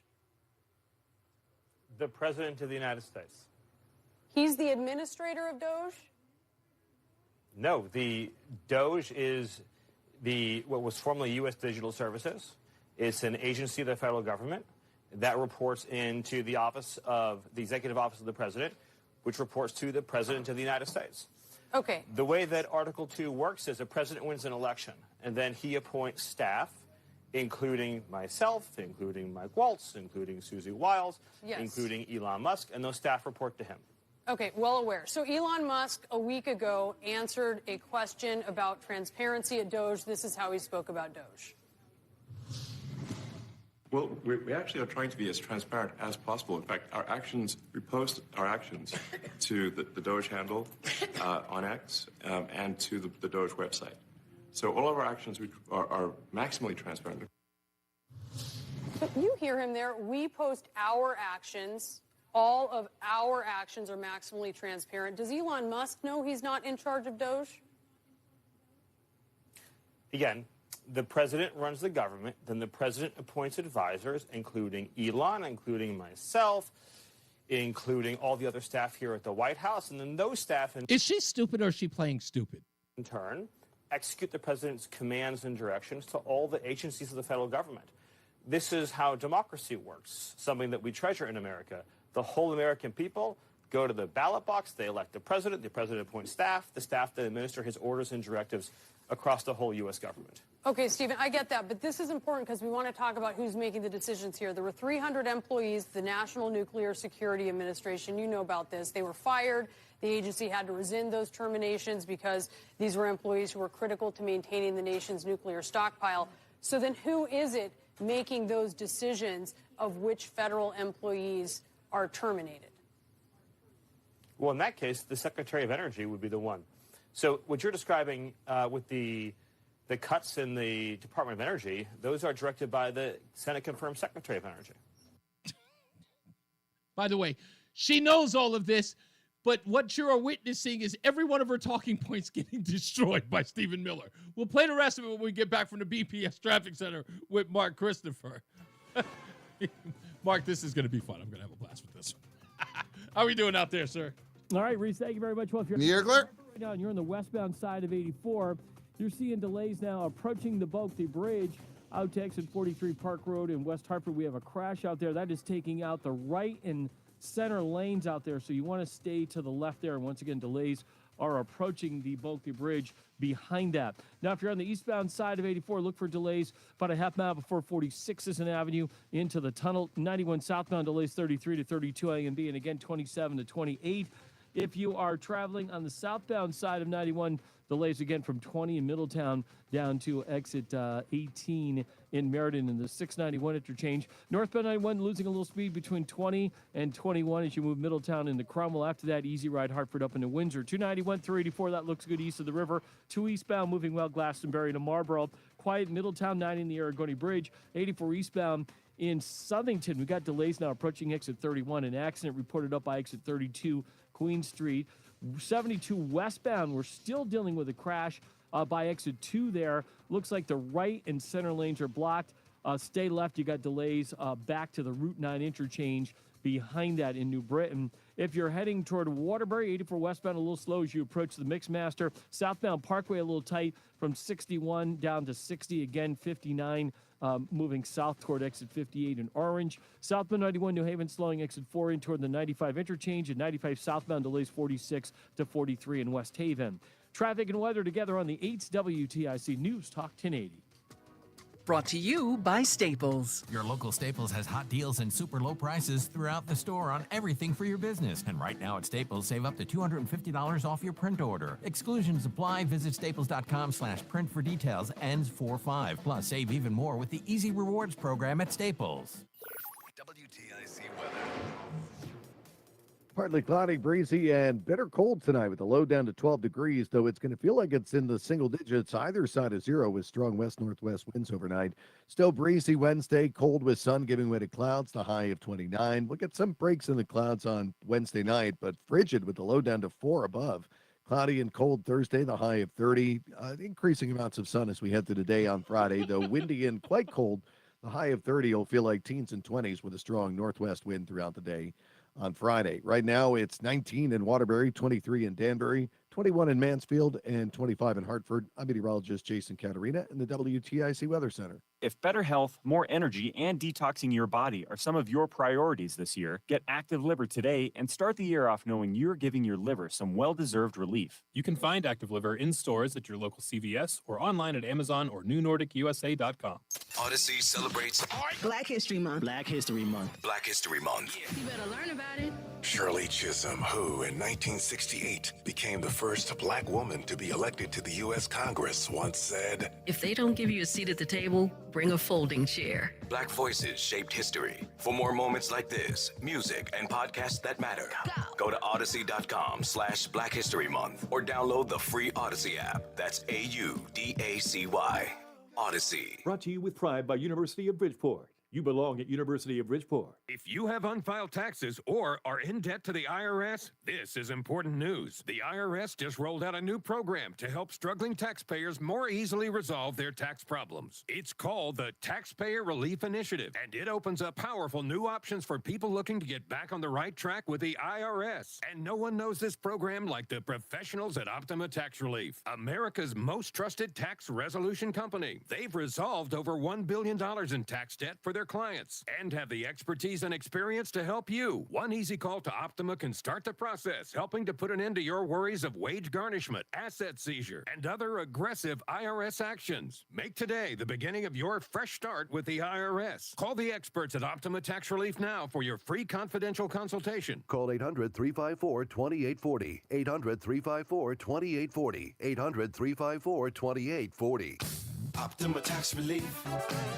Some restrictions apply. For complete details, please visit OptimaTaxRelief.com. Paid for by government. Now is the time to fill your vault with Morgan Silver Bars. Grab your piece of America's silver legacy with this special offer. These spectacular shining silver bars featuring a crisp image of the iconic Morgan Silver Dollar, a legendary coin that has captivated collectors for generations. Call now to secure 1-ounce silver bars minted in 99.9% pure silver and made in the USA. Don't miss out on this special deal, regularly priced at $49.95, but for a limited time, only $39.95. Save $10 per silver bar. Limit of 25 bars per customer. The more you buy, the more you save. Up to $250 in savings and free shipping on every order. Plus, with qualifying orders, you'll receive a free Morgan Silver Dollar. That's a $59.95 value free. Call 1-800-386-7195 now to secure your 1-ounce Morgan Silver Bars for only $39.95. That's 1-800-386-7195. This is my friend Phil, who just got done with his first week of Awaken 180 weight loss. 20 seconds.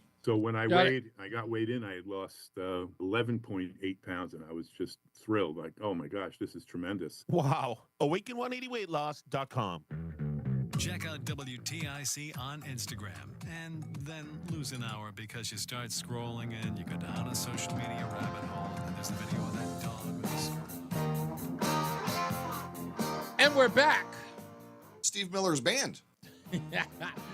Reese on the radio, NewsTalk 1080 WTIC. Let me finish playing this. Stephen Miller, Breonna Keller, CNN. Again, what she's trying to get to the bottom of is what the talking point at CNN is who's in charge, right? The narrative is nobody elected Elon, no one elected him. No one elected Dr. Fauci either. No one elected Kamala Harris. You know? But here we are. So this is her having every one of her talking points completely debunked in real time, which again destroys the narrative on the network. And they know this. This is why she's getting so indignant as he speaks to her. Here's a little more. Okay, so that was the Secretary of Energy's mistake. Well, I wouldn't use the term mistake. I would say that it's pretty standard when you're downsizing government. You make cuts, you assess those cuts, you see who needs to be rehired, who needs to be kept, who needs to be That's not what happened here, though, Stephen. You know that. They were rescinded. These aren't normal things. These were terminations that were rescinded. I understand that even a temporary interruption in federal employment is a great crisis and catastrophe for you and for CNN. What the American people see is a government that is finally delivering a promise of accountability under President Trump. You want to have a conversation about transparency? Let me ask you a question. Do you have any idea where the $22 billion that the Department of Health and Human Services provided to illegal aliens under Joe Biden is right now? $22 billion with the B. That's enough to provide a free house to every homeless veteran in America. Where's the $22 billion? I don't know. You don't know. Nobody knows. Joe Biden just spent it, and now it's gone. Transparency begins with having an accounting of where every federal dollar is spent. And God bless President Trump for leading this effort. Stephen, it seems like the crisis here had to do with the nation's nuclear stockpile. And for these particular federal workers, which I'm not, so this isn't my personal crisis, military members of the Guard and the Reserve. I don't think it's a crisis, and I you want to don't ask you think about it's this. well. Hold on. I don't think it's a crisis, and you don't think it's a crisis. Then why are we talking about it? Which I love about him. It's brilliant. If I don't think it's a crisis and you don't think it's a crisis, why exactly is it a crisis? Oh, it's a horrible attempt to embarrass the president, which never works. Let's go to Dave in Branford. How we doing, sir?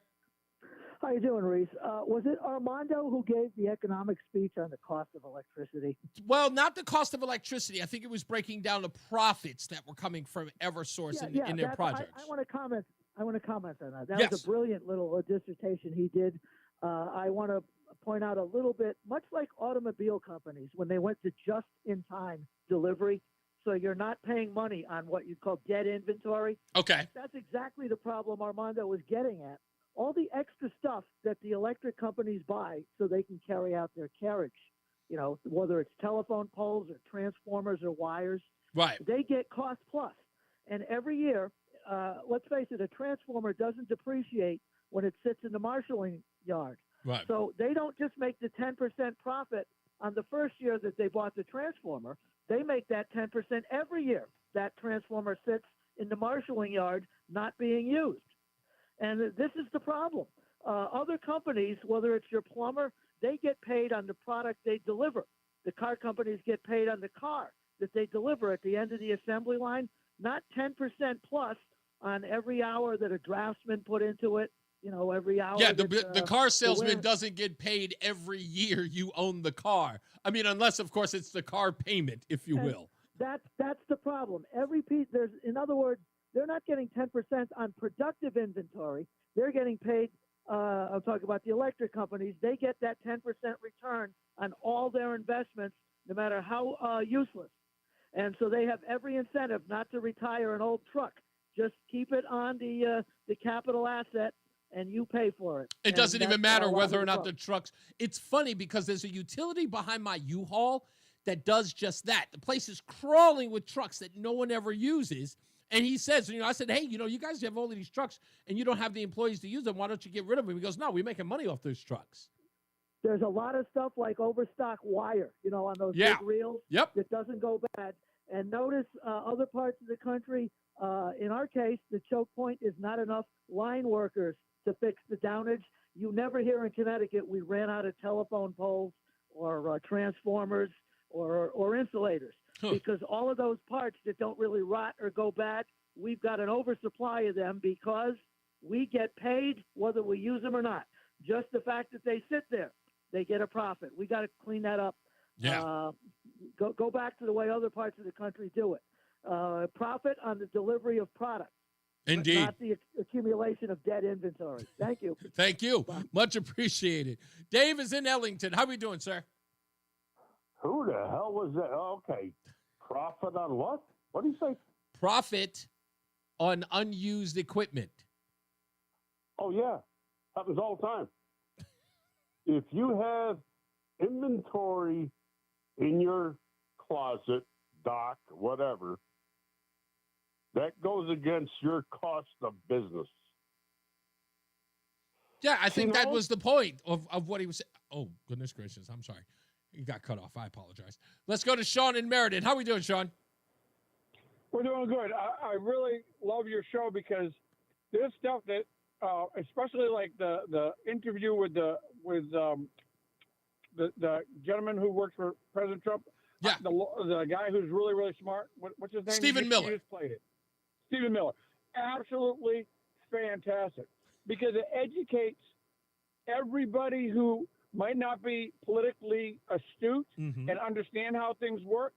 Stephen Miller breaks it down so well, and he basically took her out to the woodshed, and she didn't come back. Yeah, it's a thing, and I don't know why. Probably, I guess here's the best way to describe it, Sean, and I know why it's done. And help me. Have you ever had a situation where you've had someone who is incessantly addicted to either proving you wrong or proving that they're smarter than you? Have you ever had that happen in your life? It happened yesterday morning. I work overnight. Yes. And we come in, we do the whole load, we do all the back stock, we everything that they wanted work, we did. The guy comes in, he looks around, there's not a thing for him to do. All day, he's got 8 hours, he's coming in right now, 8 hours. And the only thing you can complain about is two single bins with like 8 items wasn't thrown up. And that's your issue. Are you serious? So we did the entire friggin' store, B side, A side, everything broken down, looking like a brand new store. And your only issue when you walk in at 8 o'clock in the morning is, Who didn't do these two totes? Well, let me explain to you why I brought that up. I have a group of people, and it is a vast group. I can name 3 guys off the top of my head, but it's a vast group of people who are incessant about proving me wrong on any subject, no matter what it is. It is an addiction and a knee-jerk reaction. What these people do, no matter where they are and what they do, it is, how can I sort of get one up on this individual? Right. They incessantly become the enemy of my existence. I need to embarrass, insult, and humiliate this individual. It's never coming from a place of, I'm genuinely curious about what your position is. It is, how can I have a debate with you? It's not to help you. It's exactly. just to be one up. Right. It's just to be one up. Let me assist you. Let me understand what you're doing, where your point of view is that way. No, it's let me debunk what you're saying. And it's always adversarial. And that's the part that I don't understand, is that I should not be watching CNN or Fox News or any network for that matter for an interview where I'm anticipating the two people, the interviewer and the subject, going back and forth about their own personal beliefs on an issue. It should never be that. But that's where we are in the news media today. It is the advocate news versus the subject. And I think, but each person though, going forward, this is where we got to each do our homework, because we can't just trust what they say. Do our research, do our back checking and stuff like that, and then call it, like you said, like you do. Call them out when they're wrong. You got to call them out. And they, I won't get a Christmas card. I can live with it. Indeed. Sean, I'm going to put you. Sean, stay on hold. We're going to make Sean our last but not least caller of the day. And he will win a dozen bagels a month for 6 months, courtesy of Between Rounds, the bagel bakery and sandwich cafe located in South Windsor, Vernon, and Manchester. So we'll put him on hold so that he can win that prize. Joey's actually getting his information now. All right, so on tomorrow's show, we'll see whether or not we can get anything on what's his name? Ed Mahoney. I'll talk to him. He's actually probably I think he's got my number now. I'll see if we can get him on the air tomorrow to talk a little bit about this story with Pura. Maybe if we get some background, maybe if we can even talk to, and Adam, if you're listening, I know you guys are listening. Let's see if we can get a statement from Jonathan Steinberg on that little piece of the text message about reading between the lines. If there's a contact that you could give me, Adam, send me a text. I'll see if I can call his office. I would like to find out exactly what that meant. Asking Marissa Gillette if she read between the lines. I want to know exactly what that means so that we can dispel if there's any distraction or if there's a true scandal. I don't think that he'd want to explain to me what that was. I don't want to have to, grill the guy, but I would like to understand exactly what he meant so that we know that there's no harm, no foul. Okay? Since he's, not concerned about FOIA requests and all that good stuff. So we'll get to that hopefully on tomorrow's show. Maybe Ed Mahoney will come on early if he can't come on late, but I know he's got deadlines, but he's writing plenty of articles about this. And I hear Republicans want to know more about this secret text message or email exchange going on. So we'll see. I don't know. We'll see whether or not anybody wants to talk about it. Yeah, that's about it. Tomorrow, I think tomorrow, what's tomorrow? Wednesday? We are going to have, and of course, I'm not prepared. I think we have him on Wednesday. Let me make sure, because I don't want to say he's coming on and then he doesn't. So it looks like we're good to have him on. Mark Christopher's going to, not Mark Christopher, I apologize. Mark in West Hartford is going to confirm for me while I'm talking right now. James Jakowski. Yes, I think we're going to have him on tomorrow. Yeah, I'm almost positive. James Jakowski is going to be on the program. I haven't talked to him in 2 years. He wants to talk about the Philadelphia police officer who was supposed to be the chief of police in Hartford, Connecticut, and how that went south and the media didn't seem to cover it until it was too late. We'll talk about that with him. And we'll also talk about how that debacle was related to DEI hiring in the city because that's really affecting the police force and it's affecting public safety, as you'd expect it would. So we'll talk to him as well tomorrow at 4:05. So stick around for that tomorrow. And, of course, all the news and all the views you can shake a stick at. Joey, thank you, as always, for coming in and helping a brother out. I really Thank you, appreciate good it. sir. You're welcome. Always my pleasure to be with Joey. We didn't have a lot of interaction today, but Joey's always fun to sort of go back and forth because I can talk to Joey about anything. He's fun. I'm Joey. I know you work really, really hard, but nothing against Roland, but I like it when you're here. I miss you when you're not here, just so It's you know. all fun. I love it. All right, good.